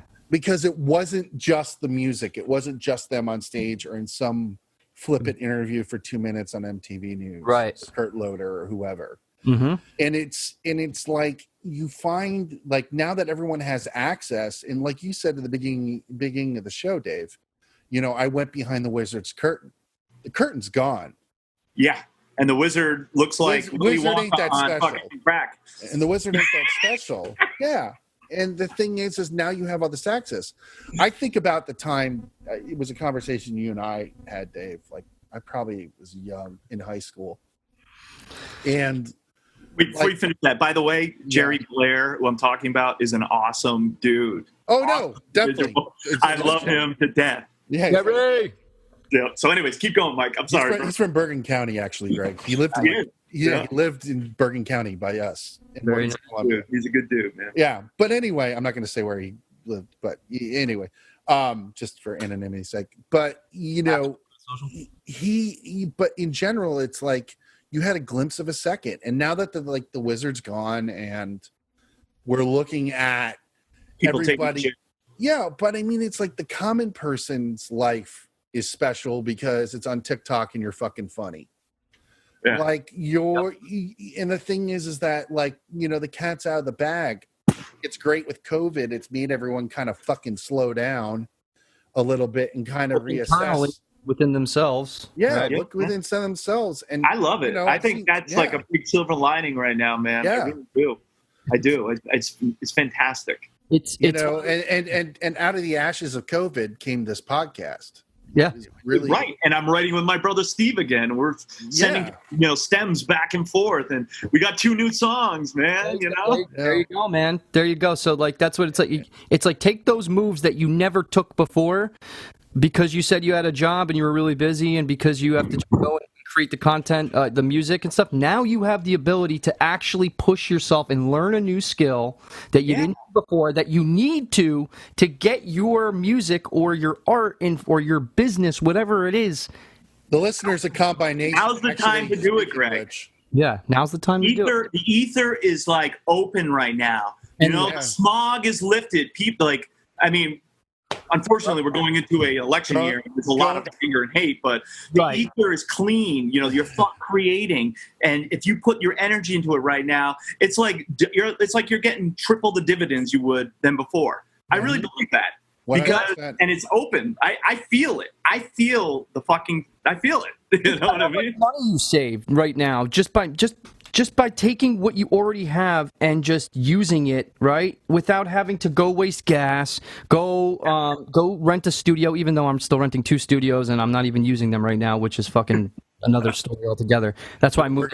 You and I are gonna talk about that. Okay, so Businessmen, stop being a musician and be a businessman. well, I essentially, say that I'm like these operational costs or these things that you were doing that everything was getting in the way, and I can't do this and I can't do that because of this and this. Well, now you have no fucking excuse. You don't. Right? Now you're sitting at home, and I'm talking to my band. I'm like, "What are you guys doing right now?" I'm like, "What have you guys been doing?"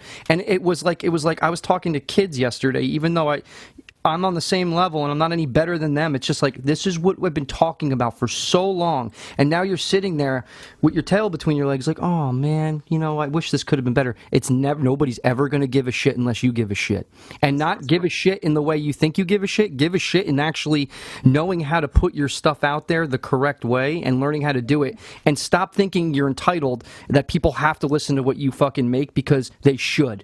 Nobody should do anything if they don't want to fucking do it, and you have to make it in such a way where they feel compelled that they're going to do it on their own. Well, I think also people's man. action and compassion and passion for what they do makes the attraction so much more.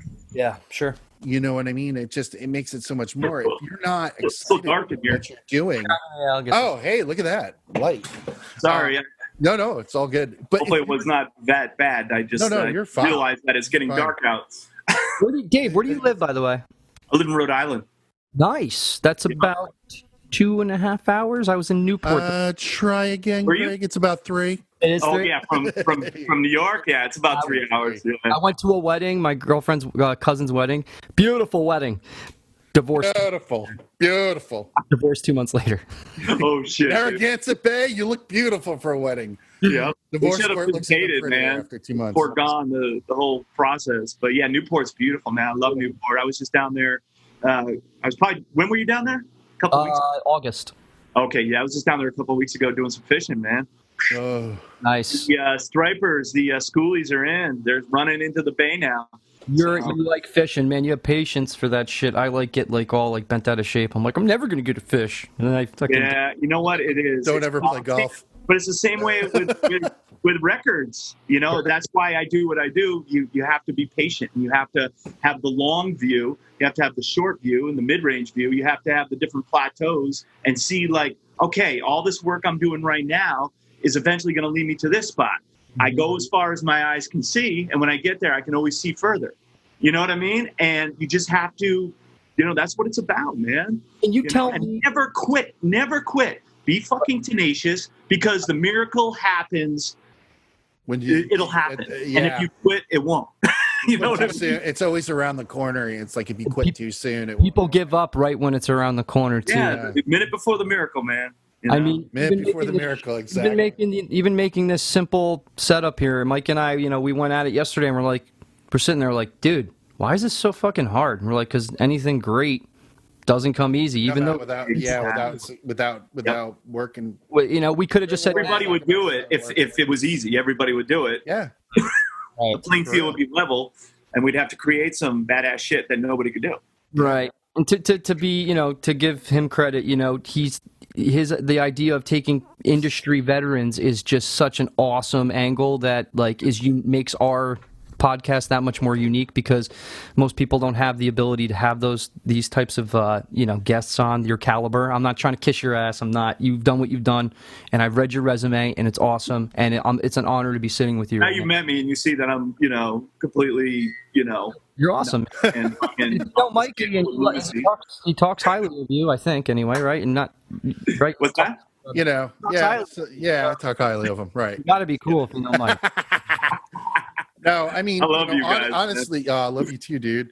Yeah, man. But you know, the thing is like, honestly, it's like, you know, I have this great phone book of people I've met over the years, relationships I've built, Relationships, man. you know, I've built. And the thing is I've taken, you know, I've taken a stranger and made him into a friend, long lost friend in a lot of situations. And it's like, if I didn't, you know, go to St. Andrews, if I didn't know you and your brother, if your brother wasn't my guitar teacher, if I didn't get to jam and practice with your guys' bands, I would have never have had the experiences I had in the music industry.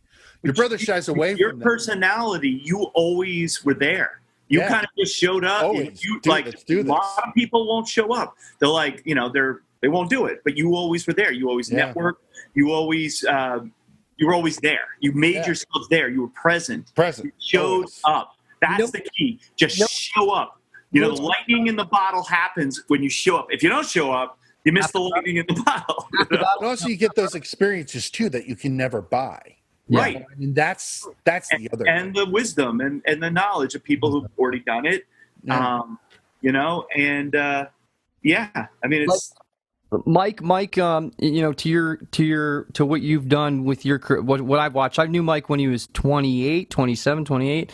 Yeah. And I was 16 or 17, and you know, he worked with Christina, and that was his claim to fame, and like, you know, we were like, oh, that's awesome, and like, but to watch him see what he's done, you know, moved out to California, lived you're not talking about a lavish lifestyle. He lived like like an artist, and then he gets into finance, and then basically parlays his fucking connections without being fucking like a blows me away, man. asshole, without being a pushy asshole, and parlays it into know what? helping people in the music industry that he knows with what he can do for them. That's something they may not have thought about, which with a lifestyle like a musician or an artist on the road, you probably fucking need some life insurance, and it's probably a good idea, right? You might need some investment advice too. You need investment advice. But you're right, Greg. You're so right. But that's the whole thing, though. Is Mike gives a fuck. He cares, and like he's able to parlay that because he's passionate about these people. He's passionate about his friends, and he's able to make that transcend easily because it's not like a showy guy. It's not like, hey, I want you to buy this. It's like, man, I care about your future. You need, like, if this is all going to go away at some point, and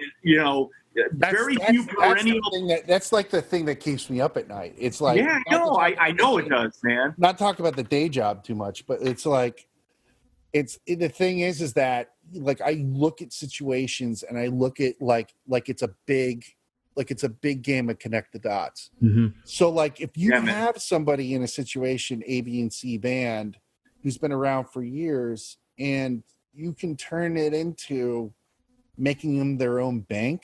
Because the one thing I was seeing, like, for bigger artists was like, they would go on tour, they would spend all their money in hiatus, and then they would go back to their situation, and they're refining their house, losing shit, and the tax man's after them.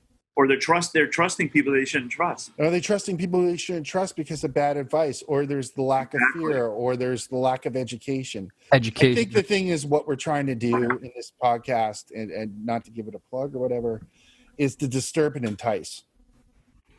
In the sense that, look, you've been pablomed with so many bullshit people on Facebook telling you how to sell your beats and you can be a musician, and you too can get your degree in record production. There is no degree for record production. I'm sorry. I'm gonna be real with you right now. The only way you really become a record producer is by fucking doing it. There's no degree for success, really. It's always success, but success leaves clues. Right. So So what we're trying to do is really kind of give you guys the roadmap to the clues. So. Yeah, I love it. I love it. It is, and it's so right, and it's about networking and doing what you're doing, and relationships, and not being a dick. But it really, that's a big one. Everything is because it's a small community, it's a small world, and it's even smaller now, right? Than it was when we started. It is. And this is like, I think you and I were talking when I was talking about relationships, like friends play records for friends. That's the way I look at my job. Like when I go into a program director's office and I got a new single and I sit down, I'm like, dude, what's up? It's a relationship. Now, if I was some dick and I came in there and be like, you got to play this, he'd be like, all right, there's the door. See you, buddy. But it's like, giving a mixtape to somebody and they play it at their party. That's the way I look at it. I go in there, I'm like, dude, I got this great new single. Let me tell you about this artist. This is what we're doing. This is what we got happening. And they get excited because they want to see you succeed. You want to see them succeed. That's what it's about. It's about, it's creating that energy with people you meet. Everywhere, and letting you feel your passion, your energy, and it may be wrong sometimes, or displaced, but they love you anyways because you're just you're passionate and you're doing it. Personable. And I find it more like, I guess when it comes to me being a dick, it's more me being in a band situation with the guys in the band where thinking about you. It's about being productive and at the same time when you have 3 other people in a band or 4 other people, there's 5. It's really tough. If you're just by yourself, you're better off most of the time, unless you can't delegate certain tasks to musicians that are good, that are going to hold their own, that justify your music the way they need to be justified. But when you're in a band with 3 other people, there's certain things that get wasted. It's a writing by committee in a lot of ways. It's like, okay, if you make a riff, right? One riff, if it's like, okay, there's that arpeggiatic riff, right? What's going on between that riff?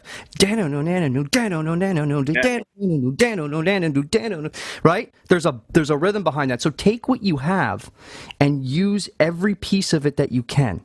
Instead of thinking about all this other shit and overcomplicating it. Think of this riff that you have right there, and don't waste time on trying to come up with more parts, because there's parts within that one part. Exactly. Complex simplicity, and it will sound complex within the simplicity of what it is, and let the song write itself. So there's a lot of times that happens, and when I become a dick is when you're wasting time and then you're doodling around and interrupting the process. Those are things that are childish to me, that just, and then I become, you think you know everything. It's like, no, I don't know everything. but I know what Rick just played over there is really cool, and I would like to hone in on it, and I would like to get it something done for the 2 hours that we have here, that we only get together 3 times a week, and when we do for that 2 hours, let's make the best of that 2 hours. And by the way, are we documenting this right now that we're talking? We should be. Because that's great content. We are. You know, the struggle, the pain, everything, man. People want to see you fucking fighting with your I want band. to see that shit, dude. You know? But you're right. You're right. It's like, it's tough. It's tough when you're dealing with a band. That's the hardest thing in the world, man, is taking 4 people, 5 people, putting them together and keeping them together. When I look at bands that have been like Aerosmith, for instance, those guys, I mean, they've tortured each other and you know, they probably hate each other, but they love each other. Even Tyler's the twitch in my left eye or my right. I love that. Oh, Joey Kramer? Yeah, Joey Kramer, man. But he tortured him. He's like, you gotta be in time. It's gotta be perfect. You gotta. Like my brother is with me when I'm trying to sing. He's That's like the home video for Pump, isn't it? Yeah, it is. Yeah. Yeah, it is. I saw him in the studio, and he was fucking like just reaming him, and he just like he was taking it. He could only take so much, but like he was like, nope, do it again, nope, do it again. And you're talking about it, Phil. It's like on what it takes. Yeah. No, I remember watching that video with Bruce Fairbairn and Brendan. Yeah, Brendan O'Brien was the engineer on that, dude. Fucking, that's a classic. But you know what? That's, you know, some would call Steven Tyler a taskmaster, but you know what? He wants it to be perfect. He wants it to be the best product that it could possibly be, and his vision to come across. And you know, that's why they're perennial superstars, because of that you know, that not passion, but that need to get it to its best level, to simplify it, because that's really what they do. Like you're talking about, you know, it's not about, you know, being Yngwie Malmsteen and torturing people. It's about getting the song to its simplest thing. You know what I mean? The most angry Swede in the world. You know, but it's about making a song. It's got to be universal. It's got to be something that everybody can relate to. I mean, you know, within whatever genre you're doing, and it can have complicated stuff in it, but make it complicated in the simplicity of it. Right. Make it, you know, musical. Make it melodic. Like I think that, yes. I drum to the singer, I drum to the guitar player, and I drum to the bass player. My bass drum's going with the bass drum, with the bass on the beat, and then I'm filling in with what the singer's doing, and then I'm lining up with the guitar at the same time. It's all happening in real songwriting. Yeah, real songwriting. But, you know, Mike actually had a big thing for me to do to learn how to do that, because when I was young, you know, you're just a fucking young, dumb, and full of cum, right?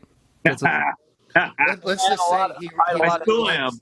Let's just I'm young and dumb. I'm not full of cum anymore. Phil's from Joey Jordison. You're young at heart, man, which is great, and you have the wisdom from your years, which is awesome. And that's what I hope I'm like when I'm at your age. I hopefully at some level somewhere with my music, meaning this is what I'm doing. I'm transferring from what I'm doing in business, right, and marketing for people that I'm really not passionate about, but I want to help them. I'm passionate about helping people, right? But I want to help. You want to pivot that to something that you really love doing. Yeah, man. So like this is what we're doing here, and yeah. But you have it right though, because you're divesting yourself. Look, we all have to make a living doing something. You know, not every. You know, we're musicians, we're entertainers.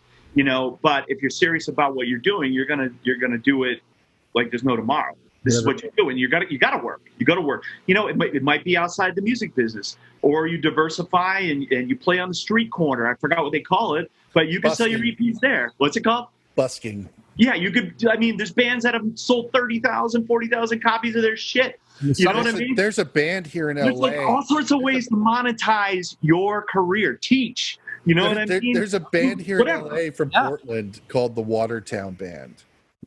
And these guys, I met them on an off ramp in Glendale on my way to the Glendale. A lot of Armenians. Easy on my Armenian friends. I'm Armenian.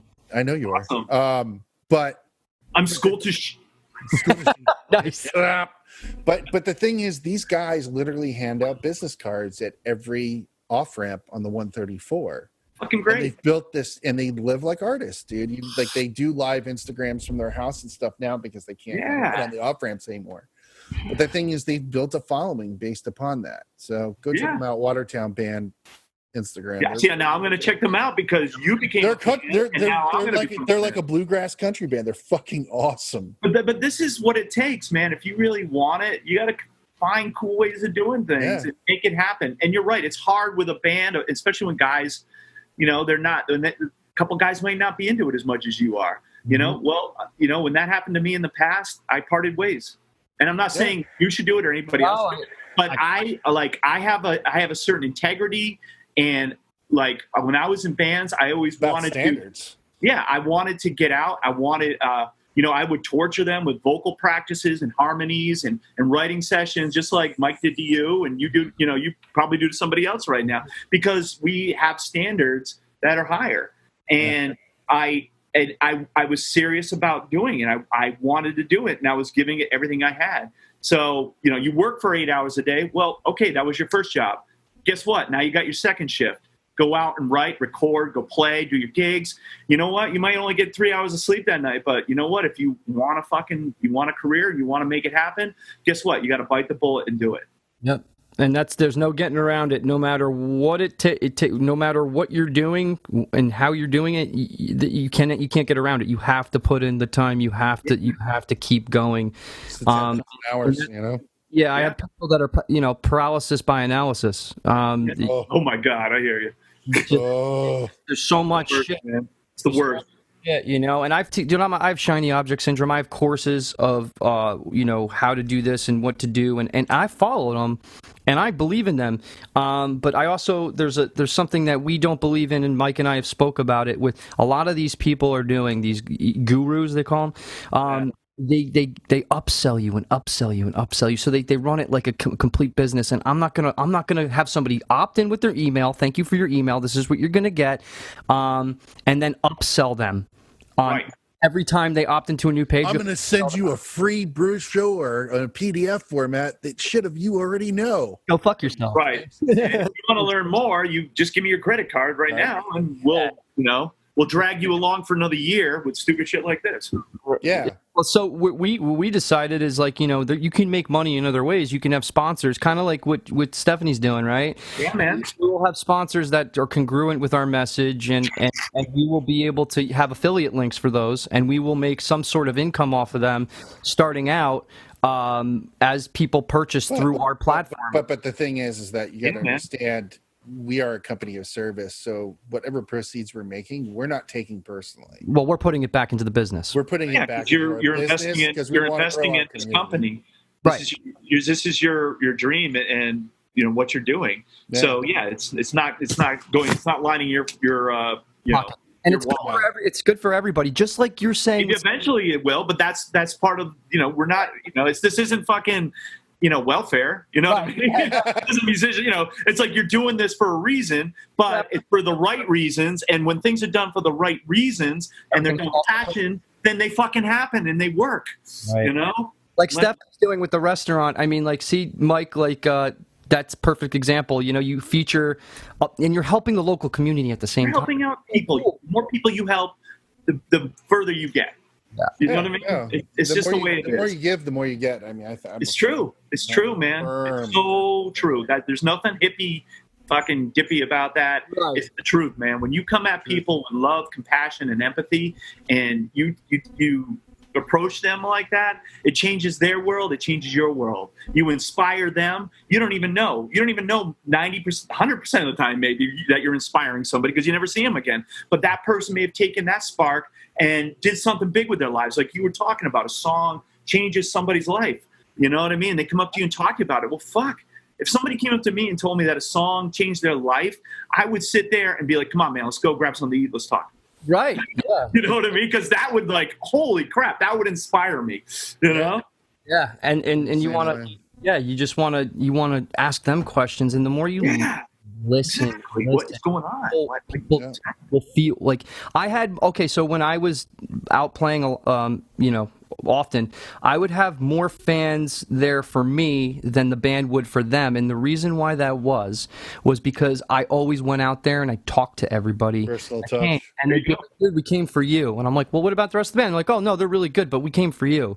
We love your drum parts, and you always hang out with us." And Tom like, "Let's go have some beer. Let's go have a beer and hang out." Okay. And like, all my other bandmates would be like gone. They wouldn't even be there. And I'm like, okay, so if you go guys with your girlfriends or right, and I party. understand If they're lucky. the girlfriend thing. I do, but No, you do, but the rest of your band. they don't. No, most don't. Like, don't get into a relationship with a girl that doesn't. You gotta hang out with the people that are there for you. You know what? But that's where wisdom comes in. You learn. Yeah. You know? And I could tell you I've been there with the girl that made it really hard for me. And so she'd come to my, this is hilarious, by the way. I had an ex-girlfriend. She would come to the show. She'd start talking to all the fans while I'm playing. So I ended up getting on the microphone. I'm like, give me the microphone. I'm like, hey, Kara. Hey. We know you're here. This isn't your show. This is my show. They're not here to talk to you. They're here to watch my band. So leave them alone so they can watch my band. Nobody wants to talk to you right now. Okay? Oh my God, Stop. that's hilarious. I mean, that is the greatest. I'm like, stop talking to people now. Right. Oh, Like, okay, man. stop. You know, it's funny you say that because, like, I am what I do for a living is I play music and I get people to play music. All right. I'm like, what's that movie with Tom Hanks where he, The Wonders or whatever? Oh, that Yeah, thing. I'm that guy. I like pull in and, go into the, hey, No, those popped ups. yeah, That or thing you do, Artie. that thing you do. It's a catch. Yeah, that thing you do. That's me, And like Spinal Tap. I'm Marty Flupkin or whatever his name is. Oh, Marty Fufkin. Yeah. Kicks my ass. But it's like I play music. I go in. I have a meeting with a program director, and I sit down, and I've flown in from Rhode Island to fucking Utah or wherever I go. I go all over America and visit these radio stations, and we take them out to lunch. We schmooze them. We keep developing the relationship. But if I'm sitting in a meeting with this guy and I'm playing music for him, I've flown all this way. This is my job to turn him on to music, and he starts talking. Like even if he's just talking to me, I immediately stop the music and I look at him with like death fucking laser beam eyes. And I'm like, shut the fuck up for like 1 second so I can play this music for you, which I'm trying to, get played, or if they take a call, I'll stop the music. And then when they get off, I'll start all over again. And I'll just keep starting it all over again and over again. That's a very interesting topic, by the way, because it happens to all of us. I mean, I even sent music to Mike, right? And he'll listen to it and he'll be like, yeah, man, it's good. I'm like, why are you, don't listen to it on your phone, first off. And I shouldn't have sent it to your phone in the first place to listen to. But you know what I mean? It's like, so I'll sit with somebody and they start listening to it, right? And they turn it down. They're like, so anyway, yeah, man. I was like, and I'm like, all right, I'll see you later, bro.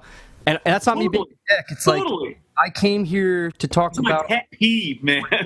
Like, let's get this out of the way so we could talk, right? But if you're not here to talk what we're here to do, like, why the fuck did I fly halfway across the country? Exactly. So that's got to be fucking frustrating. You know what? It's crazy because there's a sense of entitlement too. And I have a lot of great friends at radio. I love radio. You know what I mean? And radio's never going to go away. It might diminish. It goes to online. And I could talk a whole show on radio and the environment of radio. How streaming and all that has affected it, and their mentality, and how they're not, how they're kind of archaic and they're not doing what they should be doing. But on the other hand, like iHeart, Cumulus, all these big conglomerates now are just stripping to the bone, and they're in bankruptcy. And what I hope happens, is that these companies are going to have to divest their radio stations, just sell them off. And then the mom and pops will buy them back up again. And then you'll have autonomy with these program directors where they can play whatever they want and not play what corporate's telling them to play. Not piping in a fucking syndicated morning drive, like actually have somebody in their, in their city who is from that city talking about shit that's going on in that city. That's what radio is about. Radio is about I'm sorry. I like get very like. I love it, dude. I think that's where it should. I think that's where it should go, man. Like, because that brings it back to, again, you're giving back to the communities that you're in, and then they're Yes. running the creative and the content that you're hearing. That's Yeah. the way it should be. It And then should not only that, when I'm listening to the radio, it's like, dude, I know. Like when I listen to 92.3 over here in New York, like when it was K Rock, it's like, dude, you just keep playing the same bands over and over and over and over again. What is it now? And it's like, well, I don't even know, but the thing is, they play the same bands over. I know Nice.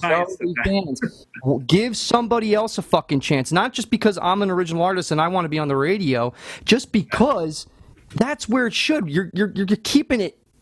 You're keeping it one dimensional, man. Music should be. You should be featuring new That's my artists. fight right there. What you're talking about is my fight. That's what I do every day. I know the Try to get my artists. But I know the Allman Brothers. I've heard it all. Like they've been around. They've done it. Give somebody else a chance. Like you got to have some type of giving back to when a radio station just plays the same shit over and over again. By the way, I don't like that band that much anymore because I've heard that song so many fucking times, and it's been 10 years already you've been playing it. So it's like, I know Man in a Box by Al. It's like thanks for the brain drill, bro. Yeah. but here's the science. Here's the science and the thinking behind that. There's a tipping point. You have to have a scale. You become unfamiliar as a radio station, people are going to tune out. If you become too familiar and you're playing the same songs over and over again, people are going to tune out. They need to find a balance. Agreed. Okay? They need to find a balance. You still have to have the hit songs, and you need to bang them. Play them. Those are what people want to hear. They know that because they do auditorium tests, they do call out research, they do online research. They fucking over research everything, and it makes me sick. You know what I mean? And they have they can look at real time fucking research. Oh, somebody tuned out when this song came on. Oh, well, we're not going to play that song anymore. What the fuck? Right. Does anybody go with gut instinct anymore? It's like, I love this song, I'm going to play it. These are the things that I got to deal with on a daily basis in my job. You know what I mean? And I have to. And you talked about an artist with the passion that you have, which I think if you kept it local and it was mom and pop, those people would talk up, and it may have a hypnotic effect on somebody and be like, you know what, this guy's really passionate. I'm going to check this out. And I'm all you about the wouldn't be passion. on there saying they're good if they weren't good. Come on, you wouldn't be where you are today if that was the case. We need to define that line where it's like, okay, this is shit. And it doesn't deserve a chance because it's really not that good to, you know what, this is actually legit. You guys should listen to this because I think you're really going to fucking like it. And that's exactly it. That's where, when I talked about in the beginning, where you have to have a team of established professionals who have credibility. Like I built my credibility in Nashville and at Columbia Records with my people because I work with artists that I want to work with. Awesome. I represent people now. And you can't always do that. It was like when I was first getting started or working at Columbia, I worked songs I didn't want to work, in different formats and shit like that. And you had to. It was part of the job. But that was one of the reasons I left, is because I wanted to work with artists that I wanted to work with. Make a difference. And I wanted to help them. And I wanted to, because I love fighting for the fucking underdog. How was that transition for you when you were transitioning, like, from major label to working for a label that's going to be something that you're more passionate about? Was it a drop in pay? It was none of my business, but like, is there like a total economic effect of that, or what was kind of the looking glass moment where you go, you know what, I don't want to do this anymore? Oh my God. Because I know what it is. We could do a podcast of working with Sony. It was like, it was like the Navy SEALs of fucking record companies, all these major labels, all the stories you hear about shit that goes behind doors, the torture, everything. It's insanity. The world was insane. It was awesome, but it was insane, and it was painful and torturous. I remember when you were living in Arizona and I came to see you. Oh, I was, there's times. And I was hanging out for a week, and I had just quit working at this recording studio that I had a huge falling out with. And I was like, you know what? Screw it. I'm going to go on vacation because I haven't had one in a minute. So I went out to see you, and I was like, I'll hang out. And I would just sit in your office, just hang out, look at the CDs, liner notes or whatever. And I would listen to these calls. Oh, the conference calls. The conference calls. where Got Tommy Greg- Mottola, Donnie Einer. Oh yeah, no, all dude. these I was people, just I'm like fucking- this shit's great. I'm like education at its best. Oh, it was painful though. It was. But the shit these guys would say on these things were like, Oh, every other word was "fuck you." We don't need you. yeah, You don't like get a like fucking your job, you're fired. like in radio back then. I feel like the job was always minute to minute. It wasn't week to week. No, Like, like if you you had made one. it. Like I can't believe I made it 15 years. Like if you can make it past 2 years, then you've developed like elephant skin. You know what I mean? Like you can't be pierced that easily. And you learn the system, and you learn to like. When they ask a question, you always say, yes, it's done. And if it's not done, then the next fucking call you make is to get it done. No, And that's where your relationships come in, and you're like, dude, I need you to do this. What do you need from me? What do you need? I'm not going to get into detail on that shit, but that's, what does it take, And your friends will take care of you, and do it. But no, that's a story in itself. The life working, doing promotion for Columbia Records, and that it was crazy fun. It was like insanely stressful. But to get to your point, like that all came to a head. Some bad people were running the departments, a couple of bad people. I didn't like, I have that underdog thing where I always got my ass kicked on the playground because I stuck up for the kid who was getting beat up. So I did that. I did that numerous times when they were picking on people on the calls, and I'd be like, "Why don't you shut the fuck up? He's just trying to do his job." I just couldn't take it any longer. You know what I mean? So I just I started locking horns with people. Finally, like I had an opportunity. Somebody was developing a label down in Nashville. I hated country music. Mhm. I didn't like it. I still don't love it. Neither do I, but I totally appreciate it only for the fact of if somebody's good, they're good, one, and then two, it's such a huge market. Hey, It man, is. I don't know what you're talking about, my man. But my man Jerry Reed, I love Jerry Reed. What are you I talking love old country. I love that. I like old country, but the one thing that really that I loved about working the country format, the artists, was that these motherfuckers, they work their ass off. I'll get up, like we were talking about, we'll do this for weeks on end, do the morning shows, do interviews in between, do midday. We go into part of doing this job is taking a brand new artist, and you have to showcase them in front of a conference room at these radio stations full of, radio programmers and people whose eyes are glazed and they've seen this a million times. And Right. This artist has to get up in front of them and play their new music, you know what I mean, acoustically, and do that over and over again. And you have to hit every station in the country, sometimes twice. You got to fucking play bar mitzvahs, car dealerships. You got to do anything that you have to play every gig that they offer you, because the return is they play your music. Mm-hmm.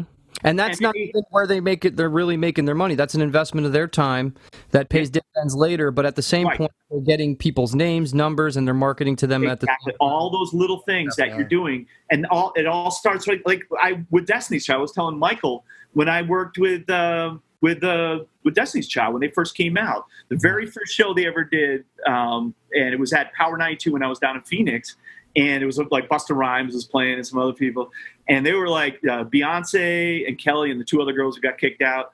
They were all like nervous. They're like 16, 15 years old, and but that's, they had to start somewhere. They had to go out and do these things. They had to play in conference rooms. You know what I mean? All these artists started at that level. Very few artists start, nobody starts. You have to go out there and pay your fucking dues. You have to get into a van or whatever. You have to get out there. And I torture them. Right. And I think no matter what level, because if I had the opportunity to do what you're saying, I would be all for it, man. I'd do whatever it takes. I'm fine with that. It's now that you have artists that mostly do not have that opportunity. So their opportunity is to play the pub down the street, to get onto a show with a band, but they have to sell tickets. But it's like, okay, you could sell tickets and you could pay to play, or you pay to play and then you sell those tickets, and then it burn. What I would do is I'd do will call. I'd be like, okay, I'm going to buy these tickets, and then I'd go meet people in groups and I'd sell tickets in groups. And I ended up selling, like, there's a club called Starland Ballroom in New Jersey. It's a really Oh yeah. So I've played there, you know, with some really, really big bands: Drowning Pool, Hatebreed, fucking, Yeah, man. you know, Kitty. But these are bands that are big in metal, but like they were anyway.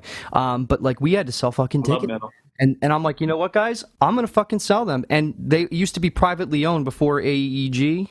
AEG bought Starland. AG, Yeah. Live Nation. That's another podcast. They had a right. They had a mafioso guy named Tony who owned Starland. Tony gave us a shot. He goes, "You sell over 100 tickets, you'll have a place here. You could sell tickets, but you don't have to sell as many."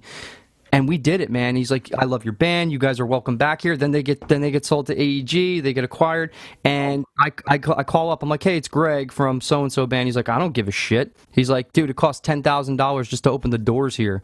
He's like, "You have to sell 250 tickets or not." I'm like, "How about this? I get all the local bands, and I have them sell the tickets, and I get to sell 40 tickets instead, and I'll have that, and you don't even have to worry about it." They're like, "Deal." So that's how I would get around. Yeah, man. Sell more And tickets. then have a big show. And, Have a big show, and then I'd have my friends' bands who were good, right? And then, and then the promoter didn't have to worry about the locals because the locals were the ones that were funding it, like like the They headline. loved it because they didn't have to invest in it, No. and and the promoter. It's at the ballroom. They're making their money off the poor. Right, right, You know, right. that's how they're making their money. They don't even give a shit really about the ticket sales. And I get the headlining spot. And you don't know, by the way, you usually don't know if this wasn't me setting it up for him. Generally, you go there, and the day of, you find out what time you're going to play. So try having a show where you have to tell all your people to come there at a certain time that's really early, and you don't even know what fucking time you're going on. What time are you going on? Oh, 9 o'clock probably, but or 7 You o'clock. need to be here 4 hours from now, 5 hours. So, like, my friend's dad's there. He loves my drumming, so he is a big fan. He's sitting in the car. He's like, "My dad's passed out. When are you guys going on?" I'm like, "I don't know, man." Like, I don't know. You know what I mean? It's like you got to do whatever it takes just to fucking get on. So back that story up a second. So I love it. some middle-aged gentleman was a really big fan of your band. My old football coach, man. Oh, that's amazing. That's amazing. He loves man. loves my drumming. It Amazing. Yeah, my parents never came to my concerts, and it would be like my friends' parents would come and watch me, and they'd be like, "Yo, that kid's fucking awesome," and they'd tell my parents, like, "Yeah, whatever." They never wanted me to drum. Were your parents like old school? Yeah, my grandma had cancer when I was little, so drumming was off. She lived with us, so it was kind of off the table. So at 16 years old, I met Mike. I had a room given to me in a studio down the street from my house, and that's where I made up all the hours of not drumming. Otherwise, I learned how to do like everything. 8 hours a day, man. Just drum. Yeah, I love that. Oh, no. Greg was so committed. Greg ran away from home to live Yep. in the studio. I lived at the studio at 17 up until I was like, I literally would roll in there for pre-production. I go, what the fuck's going on? I love that, man. I was like, I love that. I was shit. like, yeah, I want to work with this band. I definitely want to work. That's the only kind of people I want to work with. I mean, look, I might be jovial and fun, but I'm very serious about what I do for a living. me too. And I'm and you know what? I'm not going to work with people who aren't as motivated or more motivated and want to win more than I want to win. You know what I mean? That's the artists I work with. They have to have that. You know what I mean? They have, like, I worked with this band, Low Cash. We got 2 #1 singles on Billboard. Well, that was the last artist I worked with. They had the song "I Love This Life" and "I Know Somebody." We took those songs. It took us 14 months to take the first song to #1. Wow. 14 months. You know what I mean? And that's just grinding it out, street corners. But these guys, I mean, I couldn't keep up with them. They were the biggest promoters of themselves in the world, and they knew everybody. Everybody. That's great. But when they left the market, they knew it. So that's what I love, man. It's like, you got to love it so much that, This is inspiring, by the way. give up everything. This is inspiring, by the way, just because the fact that, like, I know I need to do more myself, and now I'm actually, I'm like, all right, fuck you all. I'm not waiting for you. I'm just going to start doing it. And when Mike called me, it's like, I'm starting to link up with people that are really like-minded, and those are the people I want to be around more. And it's not to say that I don't love my friends or anybody in my band. They're like-minded, but to the extent of where they're not on my level of, like, not I'm better than anybody, but it's like, dude, we gotta push beyond what we do because it's not fucking working, and it never worked before, and it's not Status quo is not working. Status not quo. gonna work now. So let's fucking start. Let's start People pushing. aren't going to discover you. They're not, like, that doesn't happen. Okay. It does happen, but it's not going to happen. It happens when you're playing out all the time and you're doing all those little things, and there's a buzz, and you're creating it, and people are talking about you, and your business that you've created, the business, you know what I mean, is a business. And record companies, like, if you want to get to that level, they're not going to sign you unless they see that your business model's working. It's like that show Shark Tank. You know, they come and present their fucking business. Look, pre-revenue, get off. No, but I've seen, if you have a really good idea, I have seen pre-revenue ideas be picked up before, which is amazing because the person that's speaking is amazing. They've done market research. I love Shark Tank. One of my favorite shows. I knew you would, because I work in the financial industry. And Marcus Lemonis, he's awesome too. Yeah, he is. But the thing, my son likes it. My 16-year-old. But that's a good kid right there. He's got a good head on his shoulders for a 16-year-old. That's where you need to be, man. I wish I was at that level. This kid, I don't even know where he came from. I think he's like aliens abducted him. How old is he doesn't get into trouble. He watches the news. He loves business. He's taking business courses, and I'm like, fuck, when I was that age, I was out partying. I was going nuts. I was, in bands and doing crazy shit. And I'm like, dude, just get into a little bit of trouble. I'm like, tell him, get into a little bit of trouble. Just a little, please. Just a little. Bend the rules a little bit. Come on, please. That's good, man. That's a good thing, though. You want it to be. You want him to be have his head on straight at that age. I do, and he's an amazing kid, man. Because you can't depend on our educational system. Oh, I'm going to go to college. I'm going to get a job. Yeah, how many people have went to college and got a job that they wanted? Probably it's a failure, man. The whole system is fucked up. Yeah, it's all about making money, and it's all putting everybody in debt, which keeps everybody in debt, and the system, just keeps the machine. It is. It's horrible, and it needs to change.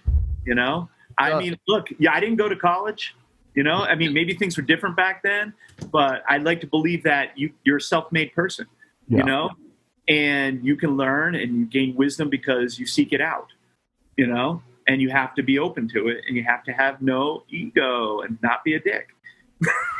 The egoic mind, man. Let go of the egoic mind. Yeah, man, but it's true. Just let it go.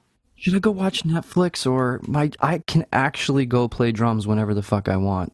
Oh, because I could go play whenever I want. I'll just do it later. No.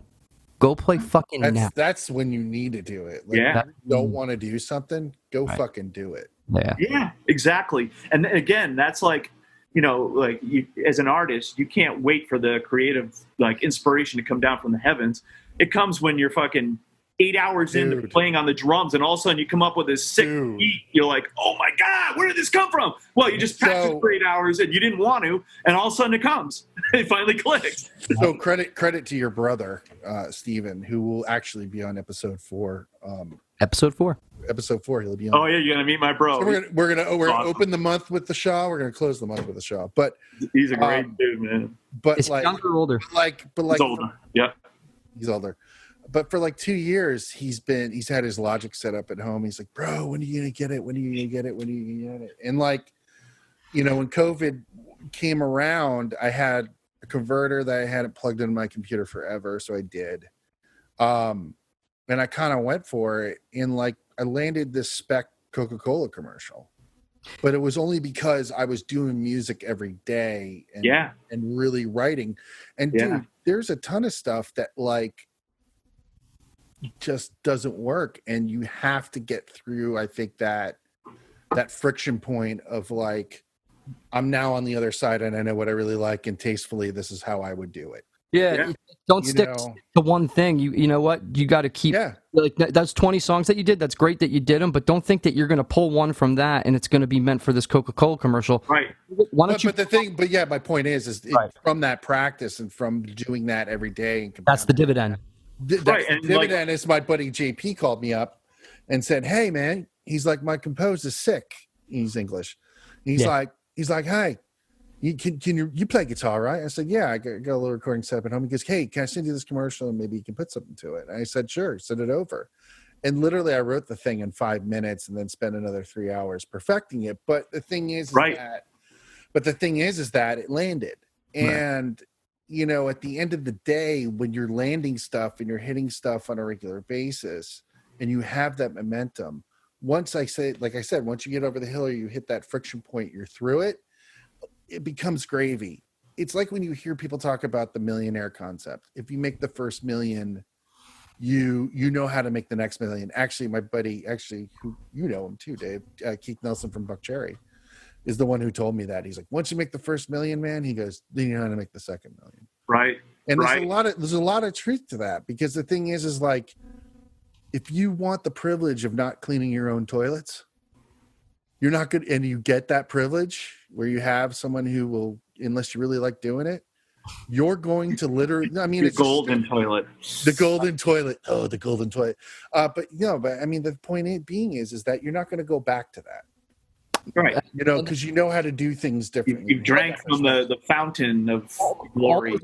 All those hours of putting in, and then it comes down to a phone call, and then you're like, okay, and then you I'm ready. don't even look at what you did make up. You're like, I'm gonna just make up something now. Yeah. And that practice has allowed you to be able to just create something. Knock it out. Right. Knock it out. By the way, you sent me, and I listened to it, and I wasn't kissing your ass at all, because there's no need to do that. I was completely honest with you, and I really said, Dave, literally, I'm like, this sounds like a Coca-Cola commercial. And it really, it really does. Like, he didn't. That's good, man, because that's awesome, man. Like, I'm going to create something that speaks to this brand, or like the commercial idea that he had. And you hear Mike on the back the other day. The guy calls back because he wanted him to like do something with the mix, and he goes, he's like, yeah, see, maybe you just, with the solo at the end, whatever. You're like, yeah, man, the guy's out of the fucking desert. Like, he's getting passionate about it because in the commercial, the guy's like in the desert. He needs something. Goes to L.A. as a rock star. So he comes out of the desert and he finds a Coca-Cola, and the girl's there that saw him on the road when he got stuck, and Right. like, lines up, and he's like, the guy's out of the fucking desert. So he agreed with the guy. He's like, yeah, he's out of the desert, mate. He's out of the desert, right? Exactly. I love it. JP's one of our future guests, actually. But I anyway. love it. But that's it, though. You're like, all this work you do, and then when the door opens, you can run through it because you've done it. And the key is to have all that done, and the doors aren't going to open unless you do that work. Yeah. You have to create that environment. And where, you know what I also would I'll just, this is really important. This is something I am really passionate about. It's personal development, and not to the fact like stay positive, stay positive, stay positive. No, it's really hard to be positive all the time. But if you remain neutral, unless you're like chemically deranged like me, but right. Yeah, but I'm sure that you kind of you bounce around, but you kind of. No. Yeah, I do. The thing is, there's a certain degree of accountability that you hold yourself accountable for. It's like, okay, man, Absolutely. I need to really regiment myself. I can't just I can't talk a big game and not put any kind of work behind it. Otherwise it's really not. There's no validity there. No. If I'm not doing a certain regiment, and I don't feel guilty for it, not doing it, like I'm not on the right mindset, because I know that a certain amount of things need to be done. 10,000 hours need to be put in, and I'm not putting in 10,000 hours to go through the motions half-fast or half-cocked. I'm literally going in and I'm thinking about, like, I'm not thinking about, I've put all this time in, why isn't anything happen? No, man, because you still need to put more time in, and I still need to put more time in, and that's what find peace with it. Yeah. Something that you have to accept. So when the time does come for all that time that you put into it, and you get that call and it's like, hey mate, I need a commercial, can you do that? I guess now's my chance. You're right. And man. Worst JP invitation ever. And he came up with a fucking song, and he fucking came up with it pretty quick, and it fucking worked out, man. Like and it just for the guy liking it, and I love it. That's what it's all about. It's that one little speck of moment where you have that opportunity and you fucking actually came through, and that alone is awesome. Like this, if you take anything out of that, it's what keeps you coming back. Yeah, It's like when you go out on the golf course and you hit a great drive and it goes straight down the fairway, and then the next 3 hits suck, but that one drive is like, I could do that. So I love this game. I'm going to keep doing it, and then you start putting the drive and the approach shot together, and then the putt. And like you said, you've made your millions and you're moving on. Those are little wins that add up, man. Those are the significant things. Like, it's not about the instant gratification, because if you don't put the work in, I mean, how are you going to really appreciate it? Totally. the good things that come your way. You don't. Yeah. It's such a simple concept. It's so hard to practice, but that's usually the way it is, man. It is because us humans want to overcomplicate everything. Oh, We do, dude. and it's it's just ego again. Yeah. Oh, Anyways, yeah. But I I anyway, could go on all night, guys, because this is like I love talking. So, dude. maybe we should. Love having you, buddy. Love having you, buddy. It's great. Welcome to Canada. But anyway, Just kick my ass. Kick my ass. oh, Marty Fufkin. Here we go. Marty Fufkin. Who's Marty Fufkin? Your alter ego?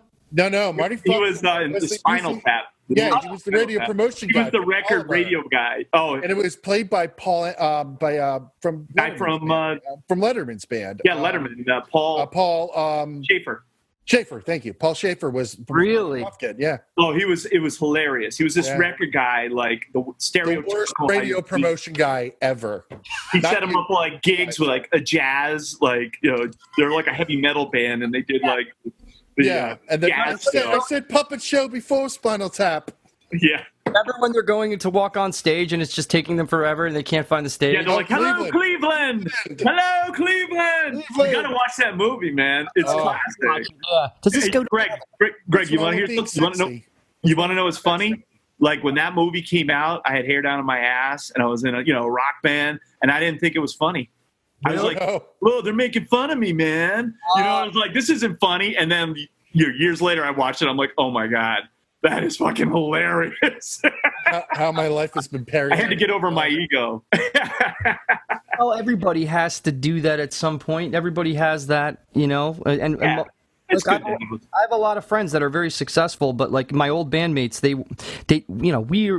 we had gotten to the record deal, the 360 deals, right? For Roadrunner Records, and my best friend and Mike produced him. He was like awesome writer, and like I loved writing with him, and I loved playing with him, and he had this thing in his mind. He's like, "Oh well, if we don't have a boss, then I'm not doing it." I'm like, "Dude, Are we're not." you fucking kidding me? Yeah, He it's said like, that? That's ridiculous. that was his state. And then when we didn't get the deal, he quit. And I said, "You don't have to quit. You could still work your job and still fucking play in a band, man. It's all about just playing what we love. Doing what you love doing. Like it's not, well, if I didn't make it, I didn't make it." And then now he's just bitter all the time. So I can't even talk to him about anything I do. He never asks me how I am, and that's okay. Right. He's Right. it's all about him, all about him, all about him. And I mentioned one thing about music. He's like, "Oh yeah, well, that's never going to happen. Why are you still doing that?" Like it's like, why are you not doing it? Why are you not doing that? Yeah, why'd you give up on your dream, buddy? You had it, and just because you hit a speed bump, you quit. All right, well that's fucked up. That's a situation a minute before the miracle. Yeah, it totally is, man. And I'm fine with just being a guy in a band, just playing what I love, but I'm gonna fucking do everything in my power to fucking make it heard and not force anybody to fucking have to like it. You know what I mean? Just like let's do something really cool, man. Let's take it beyond the fucking room that we jam in. Yeah, Really. yeah, you're doing it for the right reasons. You're doing music to do music because you love doing music, and that's when it transcends. And Yeah. especially when you get a group of people, if you get a band together who are like-minded like that, that's when it fucking explodes because you're all on the same page. So, And now I'm doing it by myself. I mean, I play multiple instruments, so it makes I can get things done so much faster. And I'm not trying to be an egotistical prick, but honestly, like instead of grabbing my guitar and help, I can literally just go pick up the guitar and play it myself and get it done, and go play a drum track. and you can record it and show them this is my vision. And thanks to Mike, I got the Focusrite 1820, which is an interface, and he told me to get that, and I acted on it immediately. I'd like to thank Zounds, by the way. Zounds is a like Sweetwater. They're a platform or a website where you can get any type of equipment you want, but it's pay while you play. So there's no interest involved, and that I literally picked this up, and it's a $500 interface, but it's fucking awesome. Oh, And that sounds by the way, awesome, Zounds man. is not a sponsor of ours, but Not yet. Zounds, if you want to hop on the Wanna get combine, on this? You're Hey, welcome. that's all right. down. You know what? That's the whole pay it forward thing, man. heck yeah. in that fact. I have another drum set that's paid off now, and like I have all my mics now, and so when this whole thing happened, again, it really just pushed me. It's like, okay, now it's time to really start investing in yourself, man, because I want to write and I want to sell. I want to be able to write. Like, you could send me a track right now and I could fucking record drums to it. I could send it to Mike to mix and it will sound really good. I have a studio to record it at too, but like I want to that's the kind of shit I want to do. I want to be able to, and you're with people who can help you. Like, he's got a skill, you've got a skill. Yeah. It's like my brother Steven. He's got his own studio, and I sent him some ideas on guitar and some singing, and next day I got a fucking fully produced song, and he's like, okay, lay the vocals down, and I listened to it. I'm like, this is great. Just change this bridge a little bit, but otherwise, and then I do I never knew how to do it myself, and during COVID, I bought a mic, a nice mic. And I did a direct interface into my MacBook Pro, and now I'm recording all the vocals, and we're writing songs. We're doing it back and forth, and it's because of COVID. We never had the time to do that before. I never did, you know. there you go. So you're making. I think it also shows too, though. With that point, I think people have always said we haven't had a lot of time to do this or that. Yeah. The nice thing about what's kind of happened with quarantine, and I'm sure we're going to get a lot of hate mail about this, is that people slowed the F down, and people slowed down to the point where they realized what was important. A lot of people also realized, look, I don't have to be unhappy at my job. Right. I can work from home 3 days a week. I've proven it. I'm doing it, My day job, I mean, it's scaled my business tenfold because I don't have to travel anywhere to see anybody. I go on Zoom and I line them up back to back. And because you care. And because I care, I rather do that than be all stressed out, frustrated, going somewhere, from Santa Monica to Alhambra. Oh, LA traffic's got to be brutal. Oh, man, I can't even. Right now, it's not. Right now, it's beautiful. I can get anywhere in 20 minutes, Yeah. Just like a dream.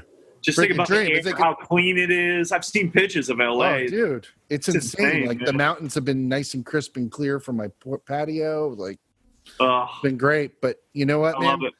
This has been an amazing first episode, David. Yeah, we were so honored to have you on here, man. Fist bump. Just your knowledge and everything. We're gonna have you back real soon, man. Oh yeah, man. I love it. I love you guys, and it's I love it. Like-minded people, and there's a lot of stuff we can dig into, man. You know? No, definitely. There's some other show ideas that we're coming up with and stuff, so we'll run them by you. Yeah, Mikey, we'll run them by you, and you'll. Hey, Dave. Always a question, and what you're promoting right now. Let's give you the floor real quick for a minute. What's coming up with Stephanie? What's coming up with Rebel Heart Entertainment, man? And what song do you want us to play you out to? All right. Well, I mean, Stephanie Quayle right now. I mean, she's not touring because of COVID, right? But she's got this Harley endorsement. And we finished up a video because Stephanie grew up in Montana, and her mother, she actually grew up on a buffalo ranch, and her father. My favorite type of meat.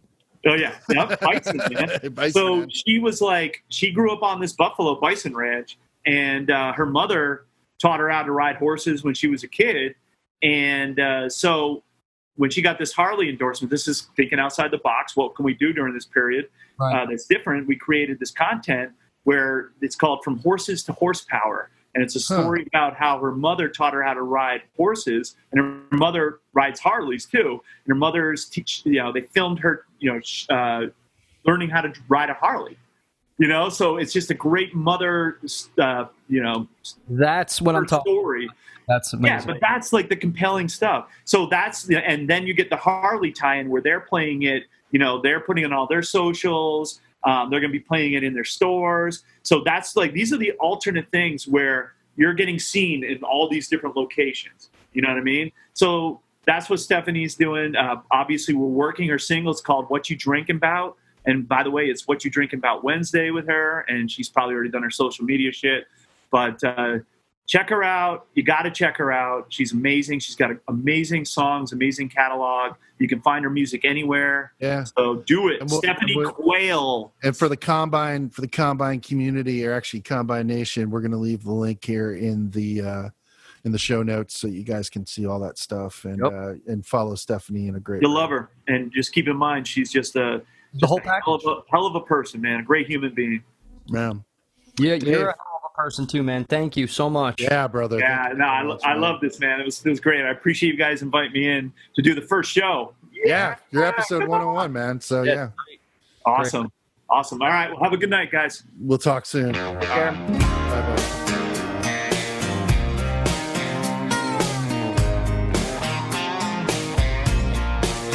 If my math is right, you're about 3 drinks in. Bar stool sitting with Jack and Jim, taking their advice under the neon lights. Looks like you could use a friend. What you drinking about? Boy, let's talk it out. Did you lose your one and only? Are you lonely? Should I get you another round? Slow that jukebox down. It's probably none of my business. I'm just thinking out loud. What you drinking about?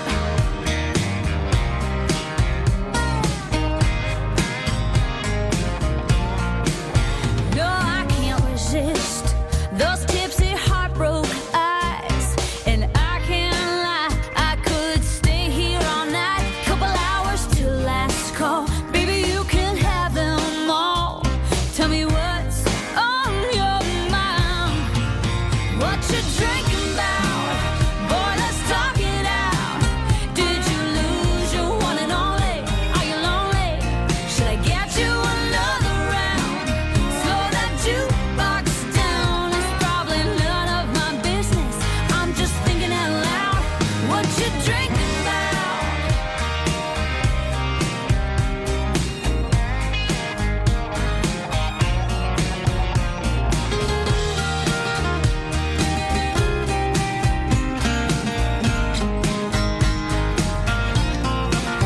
What you drinking about? Boy, let's talk it out. Did you lose your one and only? What you drinking about? Boy, let's talk it out. Did you lose your one and only? Are you lonely? Should I get you another round? Slow that jukebox down. It's probably none of my business. I'm just thinking out loud. What you drinking about? What you drinking about? What you drinking about? What you drinking about?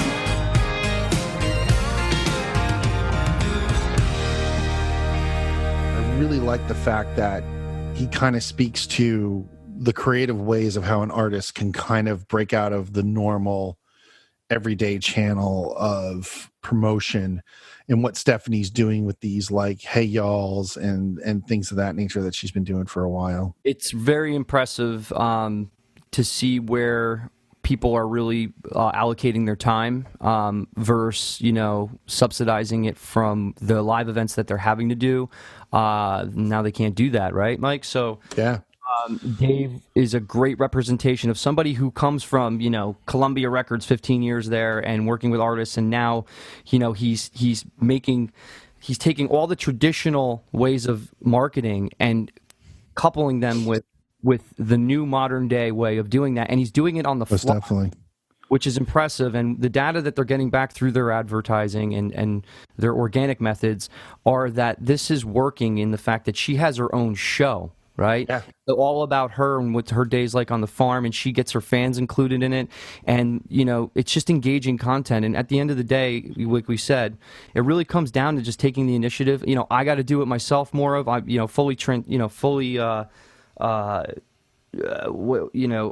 the fuck am I looking for? Why can't I think of the word? It starts with a T. This always happens to me. Transparent.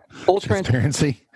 Full transparency is Yeah. I need to do this more myself. And the reason why we started this, part of that is because I wanted to push myself out of my comfort zone and, just kind of speak from our point of view as the musician and artist and what we can do to really kind of get ahead of everything and do things that we normally wouldn't do anyway, right? So like, we're going to the play band practice. We're going to play a show, but we're not playing shows now. And we didn't have the most people at the shows anyway. Now we have the ability to go and do something like Stephanie, have a live concert. And we talked about like Erykah Badu, which she has done, which is With the amazing. tip jar.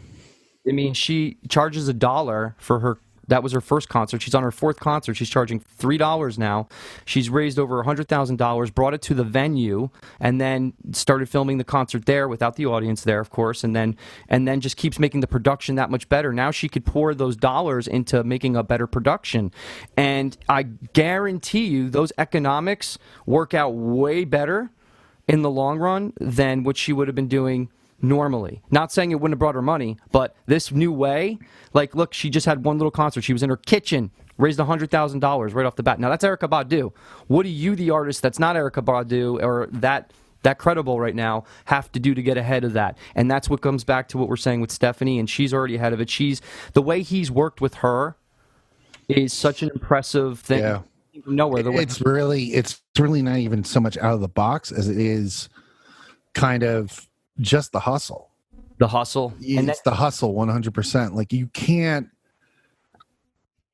like he said, excuse me, like you can't sit around and just wait. You have to be proactive in a lot of ways, and she's been doing that. And anyway, yeah. Go ahead. No, that comes with this though, as being in the shoes of somebody who needs to do this himself. The content that you're going to release, guys, it's already there. Like all you have to do is document it. Document that cool part of your song, the hooks that the guitar is doing, the hooks that the drums are doing, the hooks that the vocals are doing, the hooks that the bass player is doing, if they ever do any. Just kidding, depending on what kind of music you play. Regardless, everybody has something to bring to the table that's special about them. Bring that unique to this. Let them in. Show them you messing up on a song and creating it and even fighting with your band. People, I want to see that. That's what I want to see, because that's what really goes on.